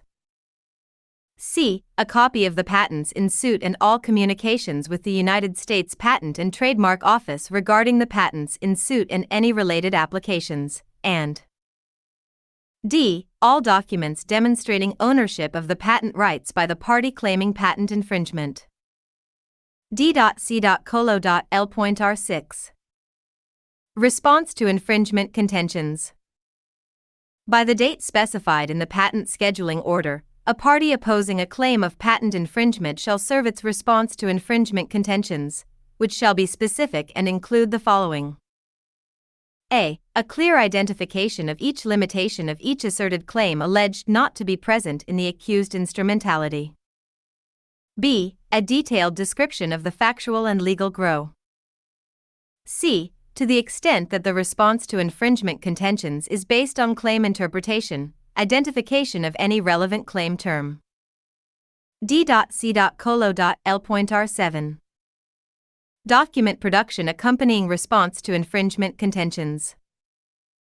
Contemporaneously with service of the response to infringement contentions, a party opposing a claim of patent infringement shall produce to each party, or make available for inspection or copying, the following. A. All documents sufficient to show the operation of any aspect or elements of an accused instrumentality identified by the party claiming patent infringement in its infringement contentions under D.C.Colo.L.R4, and B. If relevant, source code, specifications, schematics, flowcharts, artwork, formulas, and any other description of the operation of the accused instrumentality. V. Invalidity. D.C.Colo.L.R8 Invalidity contentions. A. Invalidity contentions. By the date specified in the patent scheduling order, a party opposing a claim of patent infringement shall serve its invalidity contentions, if any. B. Claim chart. The invalidity contentions shall include a chart, or charts, identifying each allegedly invalid claim, and each item of prior art that anticipates or renders each claim obvious, including the specific location in the items of prior art of each limitation of each asserted claim. Claim charts shall be specific and contain the following information. 1. An explanation, including the relevant statutory language, of how the item qualifies as prior art. 2. If anticipation is AL. 3. If obviousness is alleged, identification of each item of prior art or combination of items of prior art, and, separately for each item of prior art or combination of items of prior art, an explanation of how the item or combination of items renders the asserted claims obvious, and 4. A statement explaining any other grounds of invalidity of any asserted claims. D.C.Colo.L.R9 Production of prior art. With invalidity contentions. Contemporaneously with service of the invalidity contentions, a party opposing a claim of patent infringement shall produce to each party, or make available for inspection and copying, a copy of each item of prior art identified under D.C.Colo.L.R8 which does not appear in the file history of any patent at issue. If an item of prior art is not in English, an English translation shall be provided. D.C.Colo.L.R10. Response to invalidity contentions. A. Response to invalidity contentions. By the date specified in the patent scheduling order, a party claiming patent infringement shall serve a response to invalidity contentions. B. Claim chart. The response to invalidity contentions shall include a chart or charts which respond to the corresponding invalidity contentions. A claim chart shall be specific and contain the following information. 1. For each item of asserted prior art, identification of each limitation of a claim that the party believes is absent from the prior art. 2. If the response is based on claim interpretation, identification of the relevant claim term, and 3. If obviousness is alleged, an explanation of why the prior art does not render the asserted claim obvious. C. Information for design patents. For design patents, a party shall explain why the prior art does not anticipate the claim. D.C.Colo.L.R11. Documents accompanying response to invalidity contentions. Contemporaneously with service of the response to invalidity contentions, a party claiming patent infringement shall produce to each party, or make available for inspection and copying, any document, electronically stored information, or things supporting the response. 6. Declaratory judgment. D.C.Colo.L.R12. Disclosure requirement in patent cases seeking declaratory judgment. If a party files a pleading seeking a declaratory judgment that a patent is not infringed, is invalid, or is unenforceable and the responsive pleading does not include a claim for patent infringement, then D.C.Colo.L.R4 shall not apply. If a party does not assert a claim for patent infringement in its answer to the pleading requesting declaratory judgment, then the party seeking a declaratory judgment shall proceed under D.C.Colo.L.R8 by the date specified in the patent scheduling order. 7. Reliance on opinion of counsel. D.C.Colo.L.R13 Opinion of counsel. A. Production of opinion. By the date specified in the patent scheduling order, a party relying on an opinion of counsel to defend a claim of willful infringement, induced infringement, or contributory infringement, or to assert that a case is exceptional, shall disclose the identity of counsel and produce, or make available for inspection and copying, the written opinion and any document containing the facts and data considered by counsel in forming the opinion. B. 8. Claim construction. D.C.Colo.L.R14. Joint Claim Terms Chart. By the date specified in the patent scheduling order, the parties shall file a joint disputed claim terms chart identifying the disputed claim terms and phrases and each party's proposed construction with citations to supporting intrinsic and extrinsic evidence. D.C.Colo.L.R15. Claim construction briefing. Unless otherwise ordered, by the date specified in the patent scheduling order.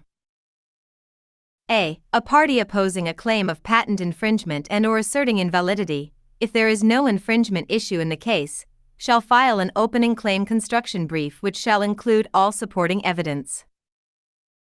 C. A party filing an opening claim construction brief may file a reply, and D. Contemporaneously with the completion of claim construction briefing, the parties shall file a joint motion for determination. 9. Final infringement and invalidity contentions. D.C.Colo.L.R16. Final patent contention disclosures. A. Final infringement contentions. 1. Due date. No later than 28 days after the claim construction order is filed, a party asserting infringement shall serve its final infringement contentions. 2. Contents. Unless otherwise ordered, a party shall not assert at trial an infringement contention not contained in its final infringement contentions. 3. Amendments. Final infringement contentions shall not identify additional accused products or processes not contained in the preliminary infringement contentions without good cause, e.g., discovery of previously undiscovered information or an unanticipated claim construction ruling. The party asserting infringement shall include a separate statement of good cause for any amendment. 4. Exclusion. Accused infringers may seek to exclude an amendment to final infringement contentions on grounds that good cause does not exist. 5. Due date for a motion to exclude. A motion to exclude shall be filed no later than 14 days after service of the final in. 6. Failure to object. Any unopposed amendment to the final infringement contentions shall be included. B. Final invalidity contentions. 1. Due date. No later than 21 days after service of the final infringement contentions, each accused infringer shall serve its final invalidity contentions. 2. Contents. Final invalidity contentions shall include a party's final statement of all contentions. A party shall not assert at trial any invalidity contention not contained in its final invalidity contentions. 3. Amendments. If the final invalidity contentions identify additional prior art, the amendment shall be supported by good cause, e.g., discovery of previously undiscovered information or an unanticipated claim construction ruling, and an accused infringer shall include a separate statement of good cause for any amendment. 4. Exclusion. A party asserting infringement may seek to exclude an amendment to the final invalidity contentions on grounds that good cause does not exist. 5. Due date for a motion to exclude. A motion to exclude shall be filed no later than 14 days after service of the final invalidity contentions. 6. Failure to object. Any unopposed amendment to the final invalidity contentions shall be included. X. Word limits. D.C.Colo.L.R17. Word limits, Certificate of Compliance. Unless otherwise ordered. A. A claim construction brief or brief on a dispositive motion shall not exceed 10,000 words, double-spaced, in Arial 12-point font. B. If a party files a supporting brief. C. Each brief shall include a certificate of compliance stating the number of words in the brief. Section 4 AP Rules United States District Court for the District of Colorado. I is scope, purpose, and construction. D.C.Colorado.LAPR 1.1. Scope of the local AP rules. A. Title and citation. These rules shall be known as the local rules of practice of the United States District Court for the District of Colorado, AP rules. These rules shall be cited as D.C.Colo.LAPR rule, subdivision, paragraph, subparagraph, item e.g., DC Colo.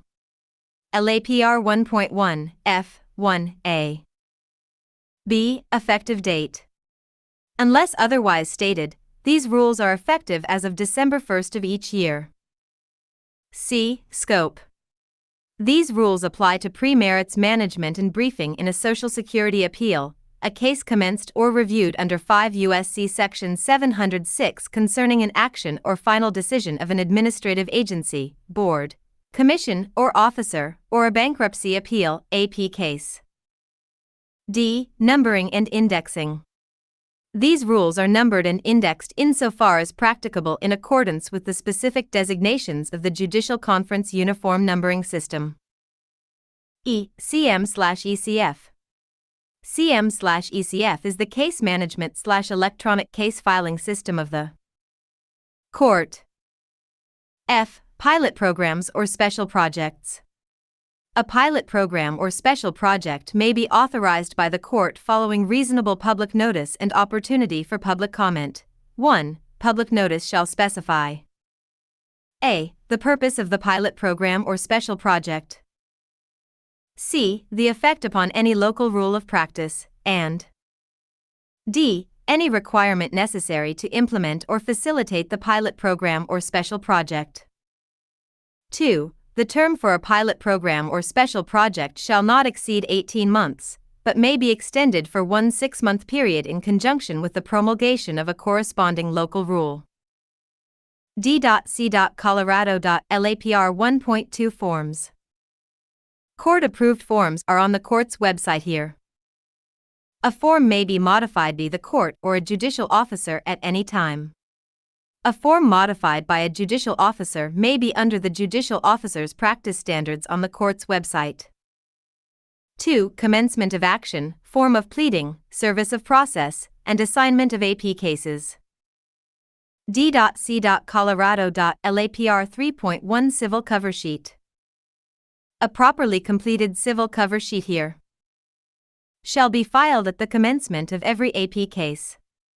A dispute about the AP docket designation shall be addressed by motion filed before an answer or other response is due. D.C.Colorado.LAPR 5.2. Protecting the identity, history, and characteristics of the plaintiff. A. In a Social Security appeal, all documents, including the administrative record, pleadings, briefs, and orders, are docketed automatically under Federal Civ P. 5.2 C. Under Level 1 restriction as defined in D.C.Colo.L.Civ.R 7.2 B, Level 1 limits access to the parties and the court. Therefore, counsel or an unrepresented party shall not use the docket event restricted document Level 1 in Social Security appeals. B. An order resolving a Social Security appeal on the merits shall identify the plaintiff by initials only. D.C.Colorado.LAPR 10.2. Commencement of action and form of pleading. A. Social Security appeals. 1. Review of a decision of the Commissioner of Social Security shall be commenced by filing a complaint and petition for review, which shall identify the specific order or decision for which review is sought and the date of issuance of that order or decision.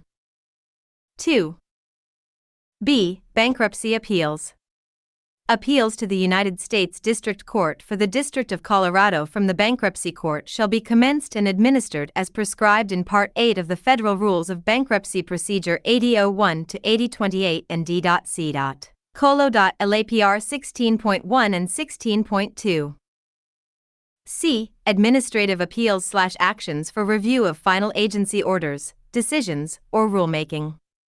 Review of an order, decision, rulemaking, or other final action of an administrative agency under an agency's establishing statute or the Administrative Procedure Act is commenced by filing a properly denominated complaint or petition for relief as specified by the statute under which relief is requested.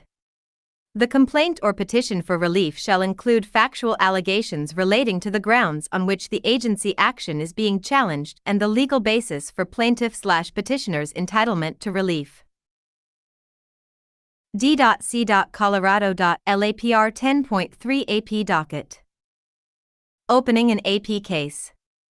On proper commencement of an AP case under subdivision A, B, or C of D.C. Colo.LAPR 10.2, the clerk shall open a case and assign a case number without random selection to a district judge under D.C. Colo.LCIVR 40.1 E. 3. The record, PRE merits briefing and motions practice. D.C. Colorado.LAPR 16.1. AP Case Management. A. Joint Case Management Plan. A scheduling conference under D.C. Colo.LCIVR 16.1 shall not be conducted. In all AP cases, except Social Security appeals and bankruptcy appeals, the parties will be directed to file a Joint Case Management Plan, JCMP. The form of JCMP for review of agency action in AP cases, except Individuals with Disabilities Education Act cases and environmental cases, ISHRA. The form of JCMP for review of administrative action in Individuals with Disabilities Education Act cases and environmental cases, ISHRA. B. 1. The motion shall include a copy of the Notice of Award, which specifies the total of past due benefits awarded and/or the amount withheld from the award for the payment of attorney fees. 2. The date of the Notice of Award shall commence the calculation of the time for filing of the motion. If more than one Notice of Award is reasonably anticipated, plaintiff shall file a status report every 90 days after the issuance of the first Notice of Award advising the court of the timing, if known, of the issuance of the last expected Notice of Award. 3. If the motion is filed more than 3 months after the date of the last expected Notice of Award, the motion shall establish good cause for the delay in filing the motion. See Briefing Schedule for Social Security Appeals. 1. Briefing Schedule. Unless otherwise ordered for good cause shown, the opening brief of the plaintiff shall be filed no later than 40 days after the Commissioner files the administrative record. The response brief of the Commissioner shall be filed no later than 70 days after the filing of the administrative record. The plaintiff may file a reply brief no later than 85 days after the filing of the administrative record. The parties may stipulate in writing to one extension each for plaintiff and the Commissioner of not more than 21 days beyond the time limits prescribed in this paragraph. The stipulation shall be filed before the expiration of the time limits prescribed in this paragraph and shall be effective on filing, unless otherwise ordered. Any other motion for an extension of time or continuance shall be granted only for good cause shown. 2. Page limitations. Unless otherwise ordered and excluding the cover page, jurisdictional statement, table of contents, statement of facts, and procedural history, opening and response briefs shall be no more than 20 pages, and reply briefs shall be no more than 10 pages. D. Motions for summary. E. Termination of AP case designation. On completion of pre-merits management, designation as an AP case shall terminate, and the case shall be assigned under D.C.Colo.Elsevier 40.1. For good cause, designation as an AP case may be terminated before the completion of pre-merits management on motion of a party or SUA spont by the district judge designated for pre-merits management under D.C.Colo.Elsevier 40.1. E. D.C.Colorado.LAPR 16.2. Case management of bankruptcy appeals. A. Application of BAP local rules. The United States Bankruptcy Appellate Panel of the 10th Circuit local rules shall apply in all bankruptcy appeals filed in the United States Bankruptcy Court for the District of Colorado.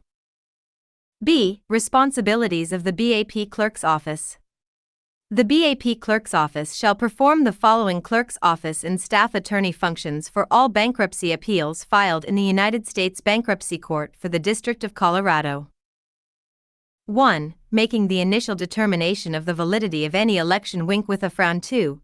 Conducting a jurisdictional review in all bankruptcy appeals. With a frown. 3. Setting and monitoring briefing schedules and other case-related deadlines. 4. Reviewing motions, issuing notices of deficiencies, and providing to the district judge to whom the appeal is assigned proposed orders. To show cause and other proposed orders related to pending motions and other case-related matters.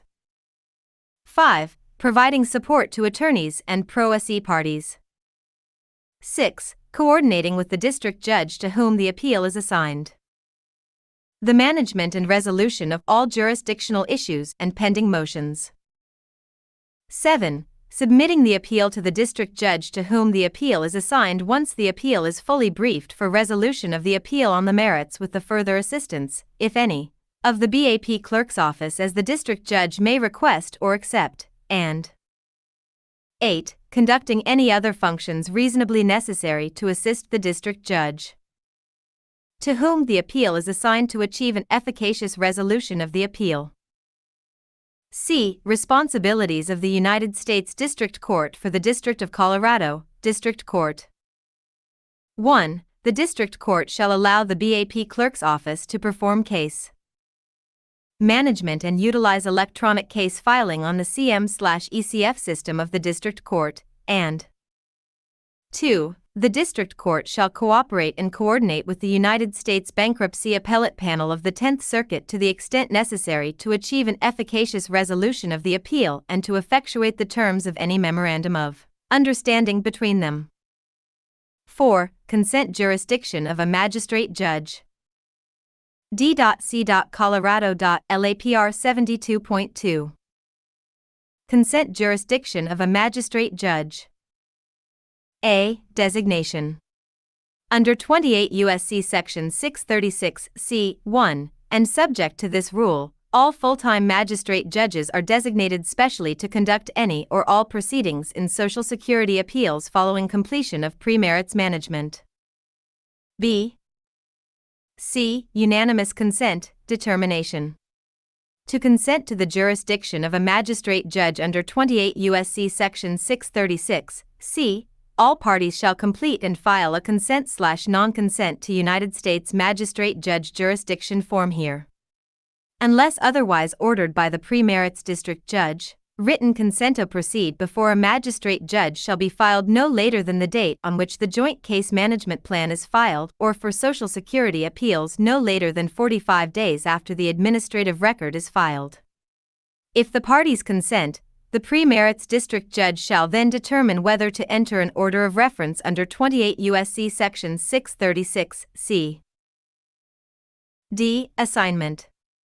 On entry of an order of reference under 28 U.S.C. Section 636 C, the appeal shall be assigned under D.C.Colo.Elsevier 40.1 A to a magistrate judge effective on completion of pre-merits management. E. Vacating reference. A reference of a Social Security appeal to a magistrate judge may be vacated under 28 U.S.C. Section 636 C. 4. Section V. Attorney Rules. United States District Court for the District of Colorado. I. Scope, Purpose, and Construction. D.C.Colo.L Attorney R1. Scope of attorney rules. A. Title and citation. These rules shall be known as the local rules of practice of the United States District Court for the District of Colorado Attorney. These rules shall be cited as D.C.Colo.L Attorney R Rule, Subdivision, Paragraph, Subparagraph, Item e.g., D.C.Colo.L Attorney R 15, G, 1, B, 2. B. Effective date. C. Scope.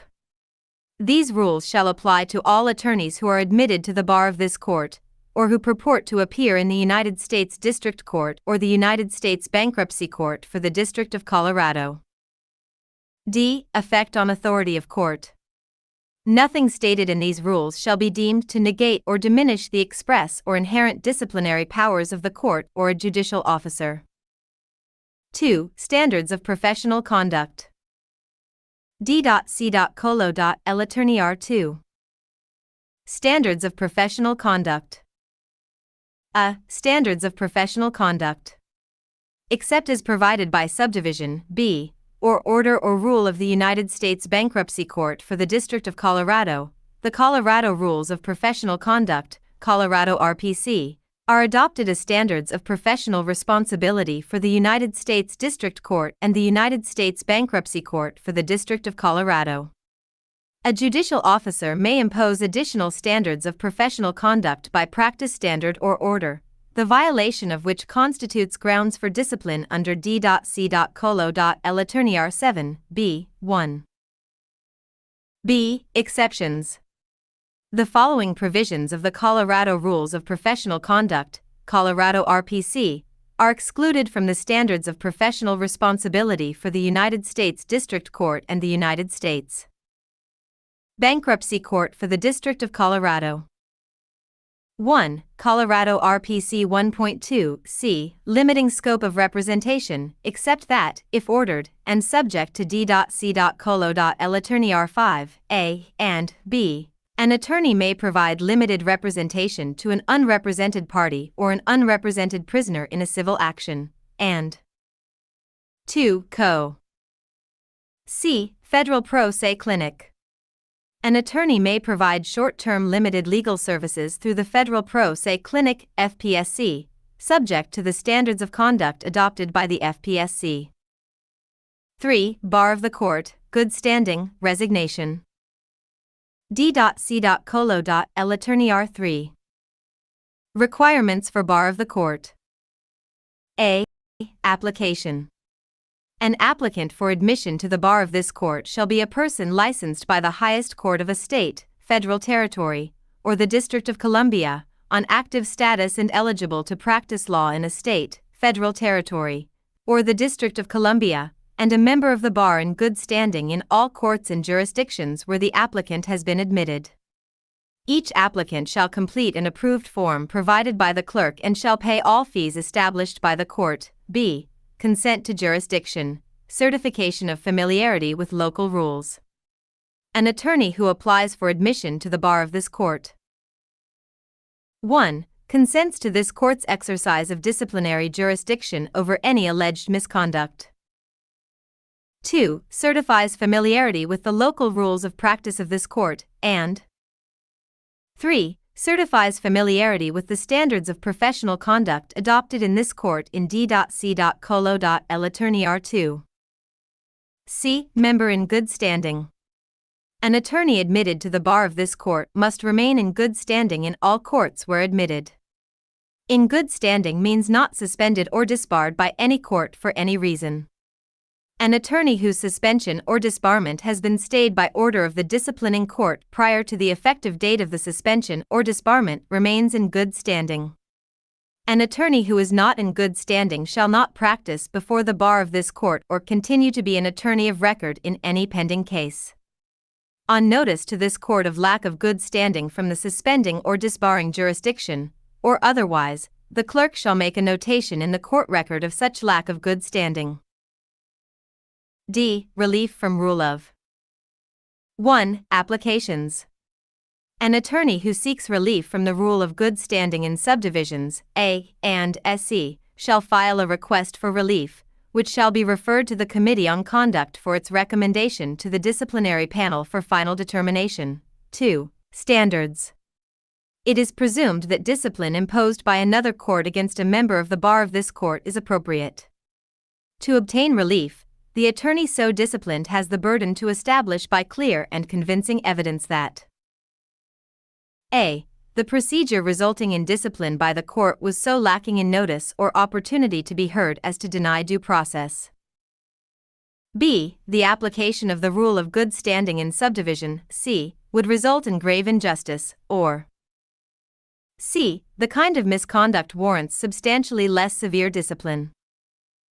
3. Reinstatement by original disciplining court. An attorney who has been reinstated or readmitted by the original disciplining court, but who remains suspended or disbarred in a different court for the same conduct as that at issue in the original disciplining court, may apply for reinstatement or readmission pursuant to D.C.L. Attorney R11 and is not disqualified by the requirement that an attorney be in good standing in all courts where admitted. E. Resignation. An attorney may resign from the bar of this court only if the attorney is in good standing, is not counsel of record in an active case, and is not the subject of any disciplinary proceeding before this court. D.C.L. Attorney R4. Attorney self-reporting requirements. A. When self-reporting is required, an attorney who has been admitted to the bar of this court shall notify the clerk in the following circumstances. 1. Eligibility. The attorney must remain a licensed member in active status and in good standing of the bar of at least one state, federal territory, or the District of Columbia. If at any time these eligibility criteria are not met, the attorney shall, no later than 14 days after the attorney receives notice of the change in status, notify the clerk of the change in status and the reason for the change. 3. Resignation pending investigation of misconduct. If the attorney resigns from the bar of any other federal or state court while an investigation into allegations of misconduct is pending, the attorney shall give to the clerk, no later than 14 days after the resignation, written notice of the resignation and the fact that an investigation was pending. 4. Pending charges. If the attorney is charged in any court with a crime as defined in D.C.L. Attorney R8, A, the attorney shall notify the clerk in writing of the charge no later than 14 days after the attorney receives notice that the charge has been filed. 5. Conviction. If the attorney is convicted of a crime as defined in D.C.L. Attorney R8, A, the attorney shall provide the clerk, no later than 14 days after the conviction, written notice of the conviction, including the terms of the conviction, the terms of the sentence if known, the maximum term of imprisonment that may be imposed for the offense, the court entering the conviction, and the date of conviction. In addition, the attorney shall notify the clerk, no later than 14 days after the conviction becoming final with no further right of direct appeal, that the conviction has become final. The definition of conviction in D.C.L. Attorney R8, B, applies to this paragraph. B. Effect of failure to self-report. Failure to self-report is a separate cause for disciplinary action. However, a failure to self-report an administrative suspension for failure to pay an annual registration fee or to comply with mandatory continuing legal education requirements shall not constitute separate cause for further disciplinary action by this court. 4. Entry and withdrawal of appearance. D.C.L. Attorney R5. Entry and withdrawal of appearance and maintenance of contact information. A. Entry of appearance. 1. Unless otherwise ordered, an attorney shall not appear in a matter before the court unless the attorney has filed an entry of appearance or an entry of appearance to provide limited representation or signed and filed a pleading or document. Motion which defines the scope of limited representation with reasonable particularity and certifies the approval of the unrepresented party or unrepresented prisoner. Any change in the scope of limited representation must be approved by the court. 3. An entry of appearance to provide limited representation, initial pleading, or initial document shall include A. the identity of the party for whom the appearance is made. B. The firm name, office address, telephone number, and primary CM/ECF email address of the attorney, and C. The certification of the attorney that the attorney is a member in good standing of the bar of this court. 4. A form of entry of appearance or entry of appearance to provide limited representation is available on the court's website here in the office of the clerk of court. 5. Only an unrepresented party or a member of the bar of this court as defined in d.c.colo.l attorney may third appear in a matter before the court, sign and file a pleading or document, or participate in a deposition, hearing, or trial. The provision restricting the signing of a document shall not apply to a witness, deponent, declarant, or affiant. 6. 7. This rule shall not be applied or construed in a manner inconsistent with any statute or rule governing an attorney appearing for the United States. B. Withdrawal of appearance. An attorney who has filed an entry of appearance or an entry of appearance to provide limited representation or has appeared otherwise in a case may seek to withdraw on motion showing good cause. Withdrawal shall be effective only on court order entered after service of the motion to withdraw on all counsel of record, any unrepresented party, and the client of the withdrawing attorney. A motion to withdraw must state the reasons for withdrawal, unless the statement would violate the rules of professional conduct. Motions to withdraw based on the completion of the limited representation shall include a certification by counsel that the service specified in the entry of appearance to provide limited representation is complete. Notice to the client of the attorney shall include the warning that the client is personally responsible for complying with all court orders and time limitations established by applicable statutes and rules. Where the client of the withdrawing attorney is a corporation, partnership, or other legal entity, the notice shall state that such entity may not appear without counsel admitted to the bar of this court, and that absent prompt appearance of substitute counsel, pleadings and papers may be stricken, and default judgment or other sanctions may be imposed against the entity. C. Change of contact information. Notice of change of name, mailing address, or telephone number of an attorney or unrepresented party shall be filed no later than 5 days after the change. A user of CM/ECF shall keep his/her primary and alternative email address current. Instructions for a user to update and maintain his/her CM/ECF account are here. V. Attorney discipline. D.C.colo.l attorney R6. Disciplinary panel and committee on conduct. A. Disciplinary panel. The Chief Judge shall appoint a panel of 3 judicial officers to constitute the disciplinary panel, the panel. The panel shall have jurisdiction over all judicial proceedings involving disbarment, suspension, censure, or other attorney discipline. The Chief Judge may designate additional judicial officers to serve as alternates on the panel. B. Committee on 1. Has been practicing law for at least 10 years, with no discipline imposed. 2. Has been a member of and in good standing with the bar of this court for at least 5 years, with no discipline imposed.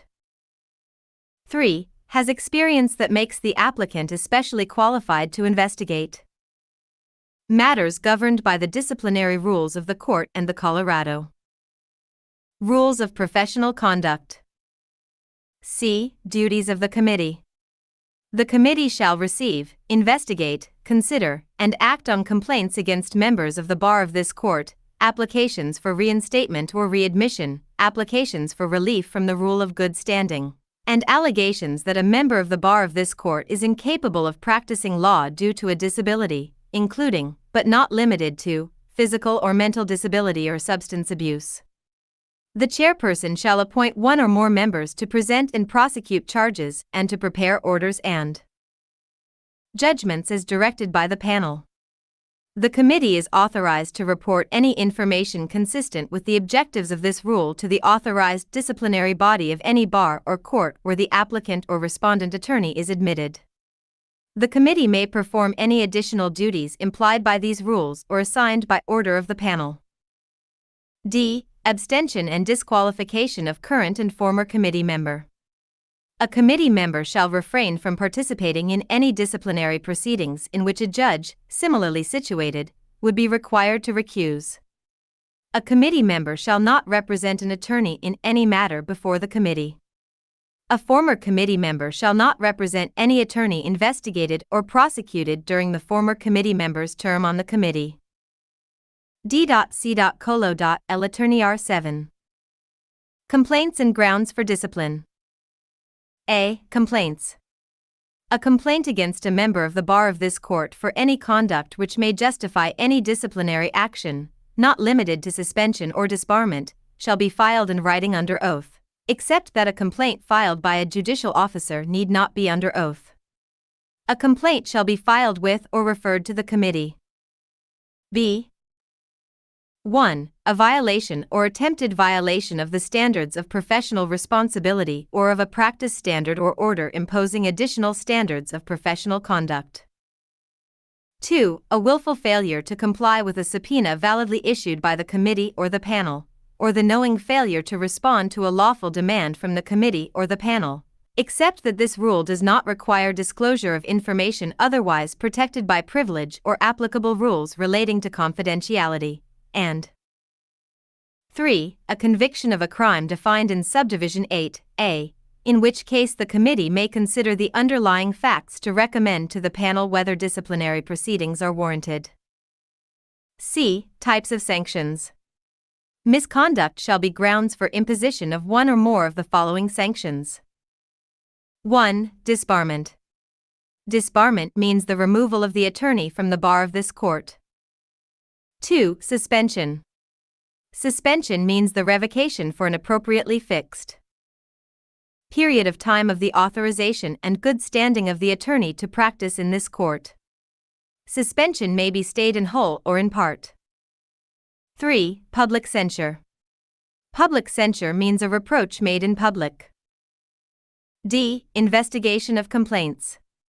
When the committee receives information by complaint or otherwise alleging attorney misconduct or incapacity, the matter shall be referred by the chairperson of the committee to a subcommittee consisting of 3 committee members designated by the chairperson, who shall appoint one of them as subcommittee chairperson. The chairperson or vice chairperson of the committee may be designated as a member of a subcommittee. 1. Service of complaint and answer. The subcommittee shall investigate a complaint referred to it by the chairperson of the committee. A copy of the complaint shall be served on the member of the bar against whom the complaint has been made, the respondent, by certified mail, return receipt requested, addressed to the most current address of the respondent on file with the clerk. No answer shall be accepted or considered, unless specifically requested of the respondent by the subcommittee investigating the complaint. If an answer is requested by the subcommittee, the respondent shall file an answer under oath with the subcommittee no later than 21 days of the date of the request or such other deadline as specified by the subcommittee. 2. Hearings, witnesses, and documents.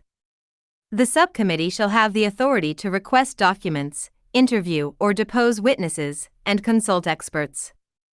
On request of the subcommittee, the clerk shall issue subpoenas, returnable to the committee, commanding the presence of witnesses and/or production of designated books, papers, documents, or other tangibles at the times and places stated in the subpoena. The subcommittee chairperson, as master, is authorized to administer oaths. Any witness who fails or refuses to comply with a subpoena shall be subject to contempt proceedings before the panel. E. Resolution of the complaint by the Committee on Conduct. On completion of its investigation, the subcommittee shall report its recommendations to the full committee. The subcommittee shall not recommend a disposition other than dismissal without first notifying the respondent in writing of the substance of the matter and affording the respondent an opportunity to respond in writing. Notice: at the last known address of the respondent is sufficient. The committee may, by a majority of the committee members in attendance, instruct the subcommittee in any one of the following ways. 1. Dismissal of the complaint. If the committee concludes that the complaint is without merit or that other grounds justify its dismissal, including that the committee, after investigation, cannot find by a preponderance of the evidence grounds for discipline outlined in subdivision B, above, then the committee shall send a letter signed by the chairperson or vice chairperson of the committee advising the complainant and the respondent. 2. Letter of admonition. If the committee concludes that the misconduct is sufficiently significant that the complaint should not be dismissed, but may not warrant submitting charges to the panel, the committee may issue a private letter of admonition to the respondent. The complainant shall be notified that the letter of admonition was issued, but shall not be provided with a copy of the letter of admonition. Neither the fact that the letter of admonition was issued nor its content shall be made available to the public. The respondent receiving a letter of admonition may file a written request no later than 21 days for review of the letter. The admonition shall be reviewed by the panel for clear error. 3. Submission of charges. The committee may instruct the subcommittee to prepare charges and submit them to the panel or, with or without preparing charges, may refer the matter to the Colorado Supreme Court Attorney Regulation Council or another court-authorized grievance body. If charges are prepared and submitted to the panel, and thereafter the panel orders the charges filed, the clerk shall file them and issue forthwith a summons commanding the respondent to answer. Except as hereinafter provided, the summons and a copy of the charges shall be served by a United States Marshal or his or her designee. A respondent who cannot be served in Colorado may be served by filing a copy of the summons and charges with the clerk, who shall send a copy of the summons and charges by certified mail, return receipt requested, to the last office address the respondent filed with the clerk. The respondent shall answer the charges no later than 30 days from the date of service. Absent a timely answer, the charges may be taken as confessed, and the panel may conduct further proceedings which may be held on an ex parte basis as the panel deems appropriate, and may enter judgment against the respondent without hearing or further notice to the respondent. F. Disciplinary panel hearings and orders. After the respondent has filed an answer, an evidentiary hearing may be scheduled by the panel. The panel or a judicial officer appointed by the panel may issue orders regarding discovery and other pre-hearing matters. A respondent against whom charges have been filed shall be entitled to representation by counsel at the expense of the respondent. The chairperson of the committee shall appoint one or more of its members to prosecute the charges. If the charges are sustained by a preponderance of the evidence, the panel may censure, suspend, disbar, or otherwise discipline the respondent. A respondent who is suspended or disbarred shall be enjoined from practicing law before this court, and the judgment shall so recite. Any violation of the judgment shall be deemed a contempt of court. G. Conditional admission. A respondent against whom formal charges have been or will be filed may tender to the committee a conditional admission to the charges or to a particular charge in exchange for a stated form of discipline. A conditional admission shall be approved or rejected by the panel. If the stated form of discipline is rejected by the panel, the admission shall be withdrawn and may not be used against the respondent in any subsequent proceedings. H. D.C.L. Attorney R8 Conviction of crime. A. Crime. As used in these rules, a crime for which discipline may be imposed is any crime punishable by a term of imprisonment of more than 1 year, any lesser crime that reflects adversely on the honesty, trustworthiness, or fitness of the attorney in other respects, or any crime a necessary element of which, as determined by the statutory or common law definition of the crime, involves interference with the administration of justice, false swearing, misrepresentation, fraud, deceit, bribery, extortion, misappropriation, theft, or an attempt, conspiracy or solicitation to commit such a crime. B. Conviction.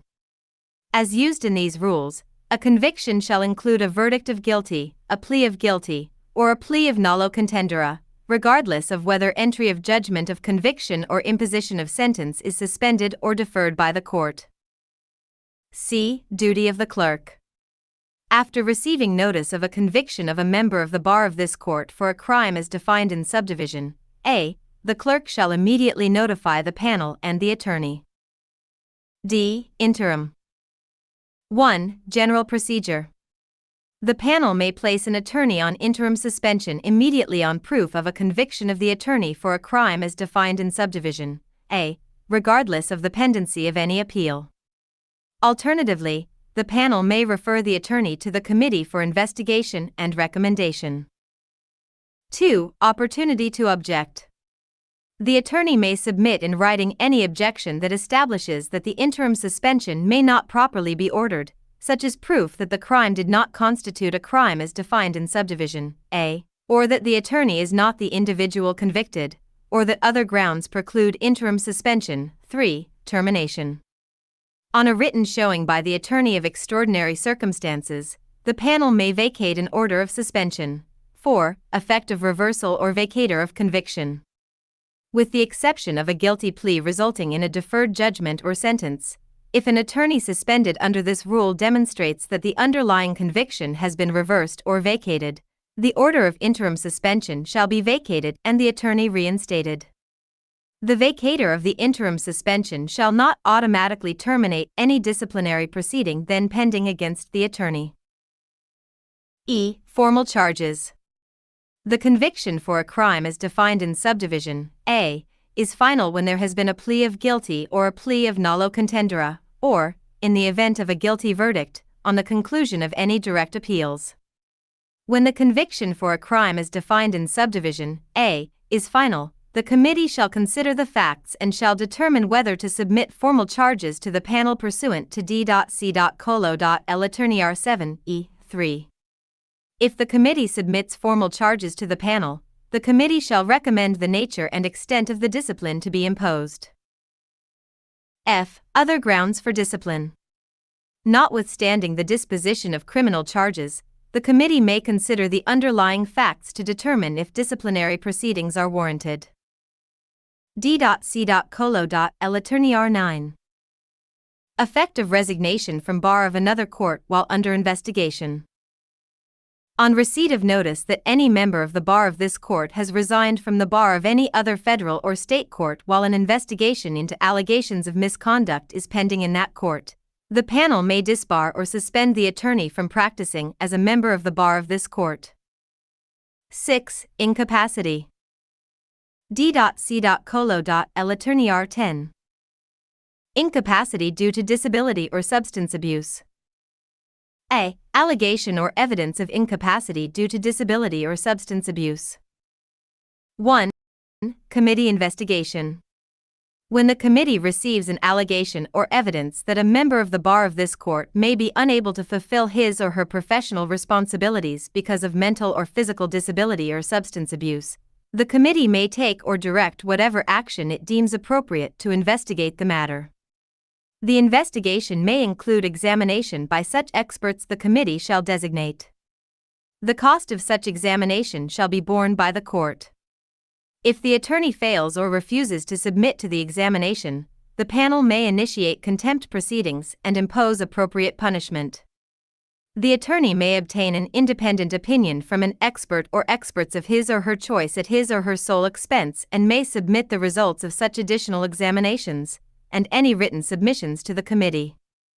If the committee determines that the attorney is unable to fulfill his or her professional responsibilities because of mental or physical disability or substance abuse, the committee shall petition the panel for an order of suspension. 2. Voluntary election. At any time before the committee petitions the panel for an order of suspension, the attorney may elect to transfer voluntarily to disability inactive status. The committee shall advise the attorney of this option prior to ordering any examination of the attorney. The committee may continue any pending disciplinary investigation. 3. Panel determination.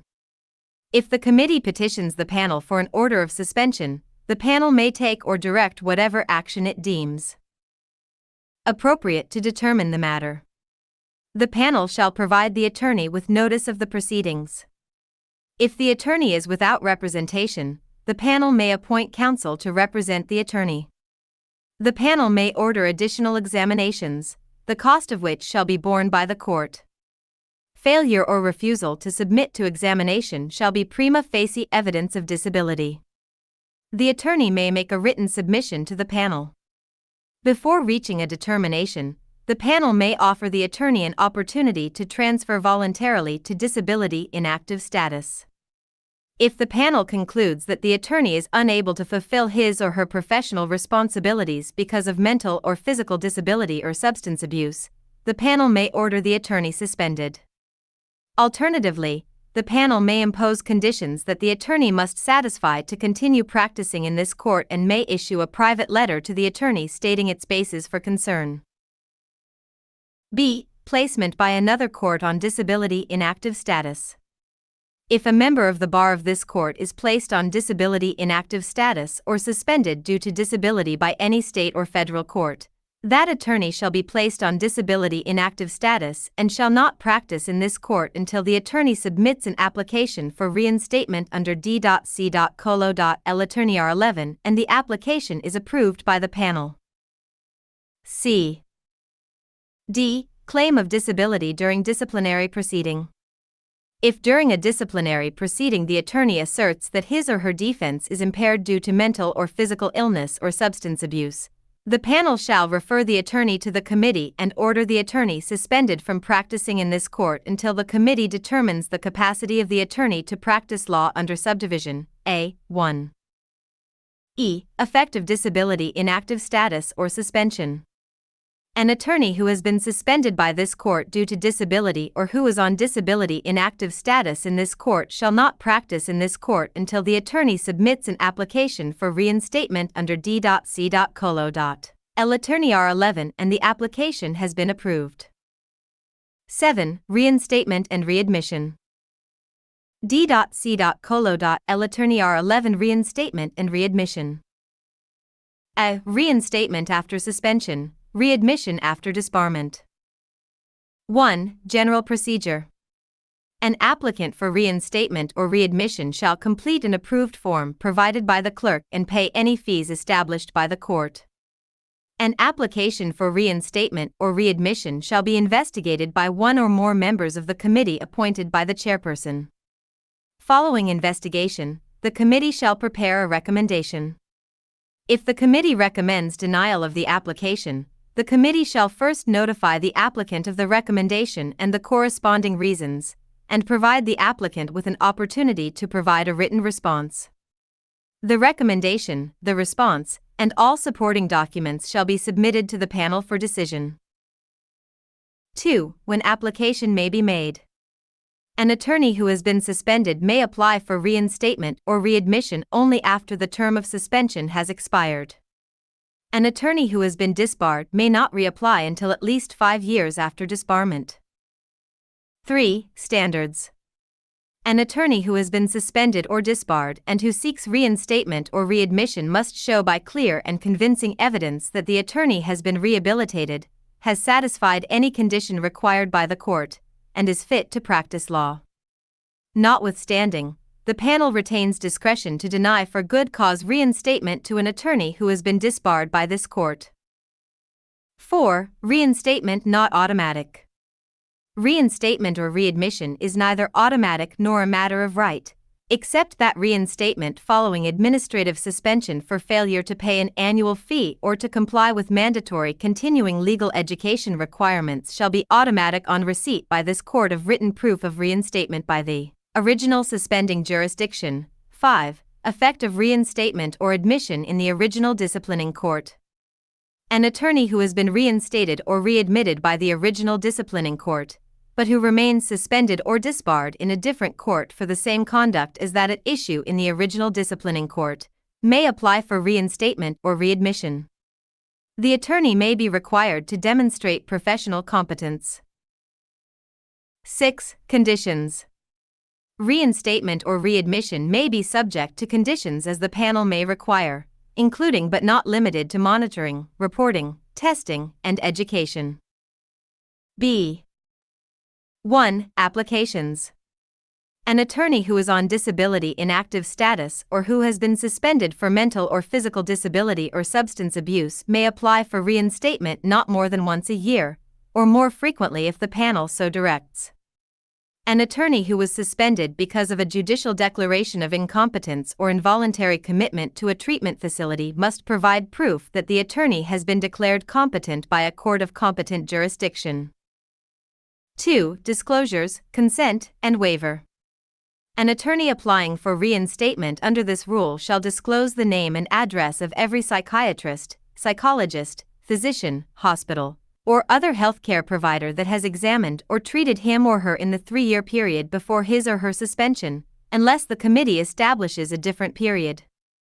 The attorney shall furnish the panel or the committee a written consent and release to obtain from these sources information and records requested by the panel or the committee or any expert designated by the committee. Filing an application for reinstatement constitutes waiver of any physician-patient privilege or psychotherapist-patient privilege with respect to any related examination, diagnosis, or treatment of the attorney. 3. General procedure. The committee may take or direct such action as it deems appropriate to investigate whether the application should be granted, including collection of evidence and examination by such medical experts as the panel or committee may designate.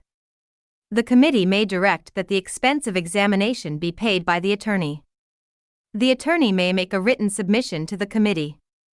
The committee shall submit its recommendation to the panel, which shall determine whether to approve the application. 4. Standard.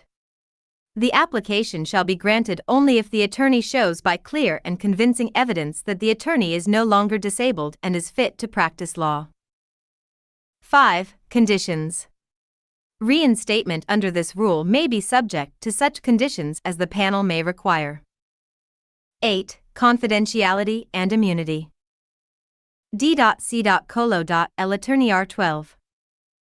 Confidential and public matters. A. Confidential matters.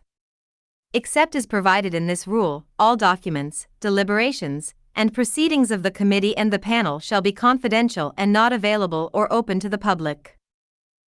B. Public matters herito the following.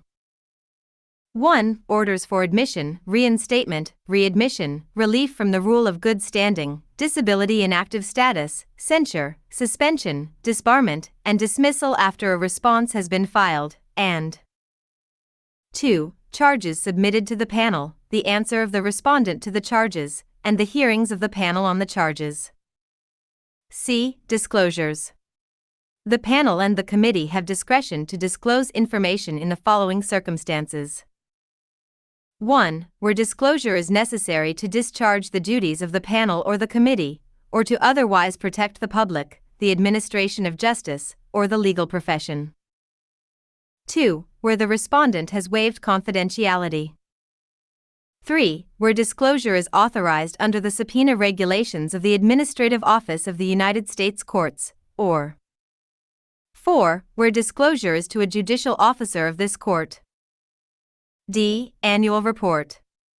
The committee shall submit to the court by January 10th of each year a report detailing the number of complaints and charges filed in the previous year, the violations charged and disposition of each complaint or charge considered, and an accounting of the receipt of funds by and expenses of the committee along with any additional comments, requests, or suggestions the committee deems appropriate. D.C.Colo.L Attorney R13 Immunity. A. Persons responding to inquiries or giving testimony. A person responding to inquiries from or giving testimony to the committee, the panel, or agents acting at their direction, shall be absolutely immune from any civil action relating to such participation. B. Persons performing official duties. A person performing official duties under the provisions of these disciplinary rules, including but not limited to members of the committee, the panel, and assigned court staff, monitors or other members of the bar working in connection with the committee or the panel, and healthcare professionals working in connection with disciplinary proceedings, shall be immune from suit for all conduct in the course of the discharge of their official duties. Any person who is immune from suit as provided above, but who is sued nevertheless, may be reimbursed reasonable attorney fees and costs in the discretion of the panel to be paid from the application fees required under D.C.Colo.L Attorney R3, A. 9. Student practice. D.C.Colo.L Attorney R14 Student Practice. A. General Provisions. 1. With the approval of the presiding judicial officer, an eligible law student may appear, under the supervision of an attorney who is a member of the bar of this court, in a civil action or non-felony criminal case on behalf of a party who has consented in writing. 2. 3. Under D.C.Colo.L Attorney R14, B, 1, 2, 3, 4, and 6, and C, 1, 2, and 4, a law student may provide legal services through the Federal Pro Se Clinic under the guidance of a supervising attorney. B. Eligibility. To be eligible, the student shall 1. Be enrolled in a law school approved by the American Bar Association or, if graduated, be preparing to take a written bar examination or awaiting admission to the bar following that examination. 2. Be enrolled in or have successfully completed a law school clinical program or an externship or internship. 3. Have completed 2 full semesters of law school, including a course in evidence. 4. Be certified by the Dean of the Law S. 5. Be introduced to the court by the supervising attorney. 6. Not receive compensation of any kind from the client.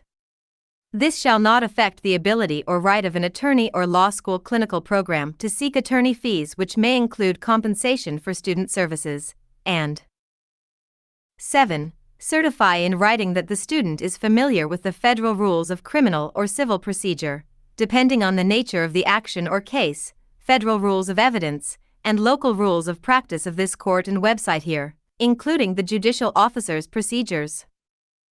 C. Supervising attorney. The attorney supervising a student shall sad face 1. Be a member in good standing of the bar of this court wink with a frown 2.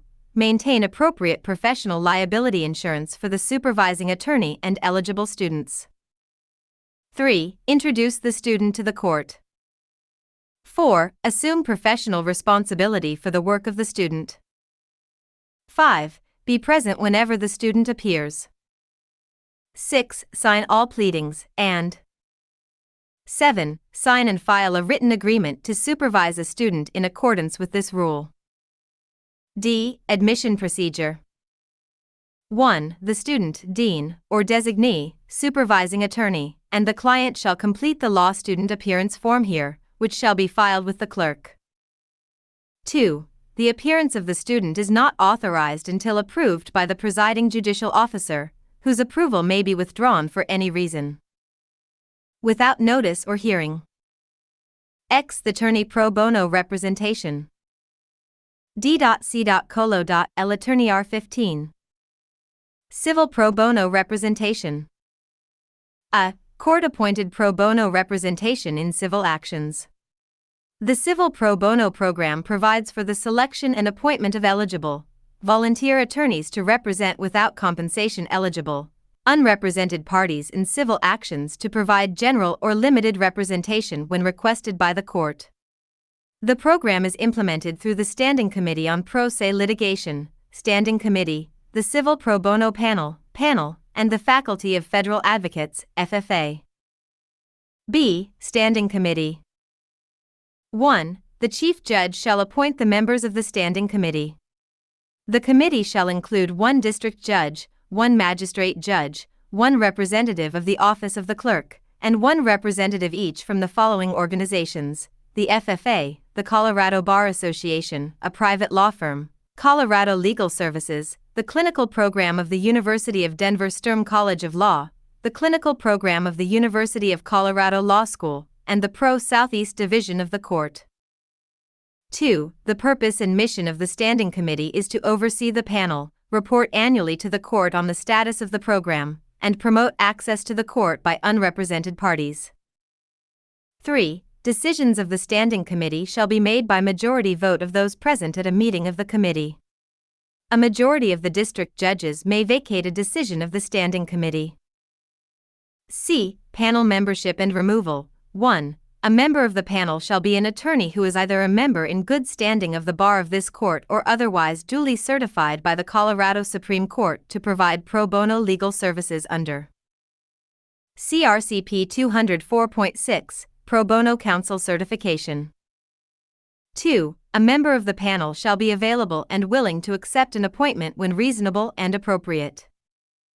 3. A member of the panel may be removed from the panel by the Standing Committee for the following reasons. A. An excessive number of declinations of appointment or requests by an attorney for relief from appointment after entering an appearance, or B. Failure to comply with the local RU. 4. A member may withdraw from the panel at any time by letter to the clerk. D. Attorney eligibility. 1. An attorney, law firm, non-profit legal organization, or clinical legal education program at a law school accredited by the American Bar Association, clinic, may apply for membership on the panel. The application form is available on the court website here. Information on an application may be amended at any time by letter to the clerk. 2. An application shall include the following sad face: A. For a law firm, non-profit legal organization, or clinic, the name of an individual within the organization to act as panel liaison and to receive notices and information from the clerk. B. A statement that the applicant, i.e., attorney, panel liaison, or clinic supervisor, is a member in good standing of the bar of this court. C. A summary of the civil trial experience or trial advocacy training of the applicant. D. The number of appointments per calendar year the applicant will accept, and E. The specific types of civil actions or causes of action the applicant will accept. E. Pro se party eligibility. 1. The following unrepresented parties are eligible for appointment of pro bono counsel. A. An unrepresented non-prisoner who has been granted leave to proceed in forma pauperis, IFP, under 28 U.S.C. 1915 wink with a frown. B. An unrepresented prisoner, and C. After demonstrating limited financial means, an unrepresented non-prisoner who has paid any filing fee in full. 2. A defendant or party responding to a compel. 3. Unless otherwise ordered, a pro se party is not eligible for appointment of pro bono counsel after termination of a previously appointed pro bono counsel in the same case. F. Appointment procedure. 1. Prerogatives of judicial officers. A. A judicial officer to whom the civil action is assigned may on motion by an eligible, unrepresented party, or on his or her own initiative enter an appointment order authorizing appointment of a member of the panel to provide general or limited representation, directing the clerk to select an attorney with a relevant subject matter preference or expertise. B. In deciding whether to appoint counsel, the judicial officer should consider all relevant circumstances, including, but not limited to, the following. 1. The nature and complexity of the action. 2. The potential merit of the claims or defenses of the unrepresented party. 3. The demonstrated inability of the unrepresented party to retain an attorney by other means, and 4. The degree to which the interests of justice, including the benefits to the court, will be served by appointment of counsel. 2. Duties of the clerk. I. No later than 14 days after the filing of an appointment order, the clerk shall select a member of the panel to represent the unrepresented party using an automated, random selection process. B. In making the selection, the clerk shall consider the following. 1. The existence of counsel who is willing to accept appointment who is already representing the unrepresented party in another action in this court. 2. 3. The equitable distribution of appointments among the members of the panel, with preference given to counsel already representing the unrepresented party in another action in this court. C. On selection of a member of the panel, the clerk shall contact the member and provide relevant, case-specific documents, e.g., complaint, answer, pending motions, etc. For a law firm, clinic, or non-profit legal organization, the panel liaison shall select and maintain assignment of eligible counsel. No later than 5 days after contact, the member shall notify the clerk whether the member is available for appointment.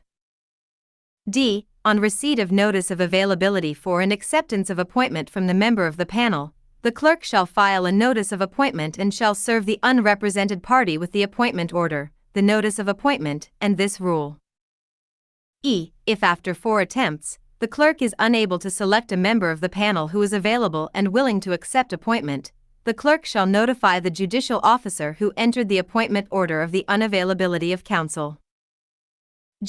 Duties of court-appointed counsel.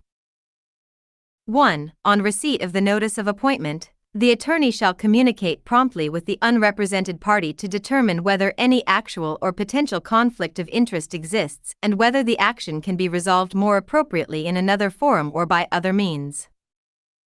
2. Unless ordered otherwise, no later than 30 days after receipt of the notice of appointment, the attorney shall file an entry of appearance under D.C.L attorney R5, A, or B, A. 3. The appointment of pro bono counsel in the designated civil action does not extend to an appeal after final judgment or in any other civil action. 4. An attorney appointed under this rule shall represent the unrepresented party from the date of the entry of appearance until A. The court permits the attorney to withdraw. B. The case is dismissed with C. The case is transferred to another district or remanded to state court, or D. Final judgment is entered. Fee agreements. 1. As a general rule, the attorney shall represent the unrepresented party without remuneration. 2. However, if the unrepresented party is entitled to recover attorney fees or a monetary award or settlement, the attorney and the unrepresented party may enter into a fee agreement permitting the attorney to receive attorney fees that are earned. 3. Alternatively, the attorney and the unrepresented party may enter into a contingent fee agreement that complies with the Colorado rules governing contingent fees. 4. Any fee agreement shall be entered into before an entry of appearance is filed. 5. When a statute authorizes an award of attorney fees to the prevailing party, the attorney shall advise the unrepresented party of the potential award. 1. Reimbursement of litigation expenses from the reimbursement fund. 1. A member of the panel providing representation to an unrepresented party may apply to the FFA for reimbursement of litigation expenses. 3. The court periodically shall determine the contribution, if any, to the reimbursement fund. Withdrawal from representation. An attorney may seek to withdraw from the representation of an unrepresented party by motion to withdraw under D.C.L attorney R5, B. K. Other pro bono representation. This rule does not preclude an attorney, law firm, or legal organization from providing pro bono representation to an unrepresented party in the absence of court appointment, nor does this rule prevent a judicial officer from requesting an attorney, law firm, or legal organization that is not a member of the panel to represent an unrepresented party.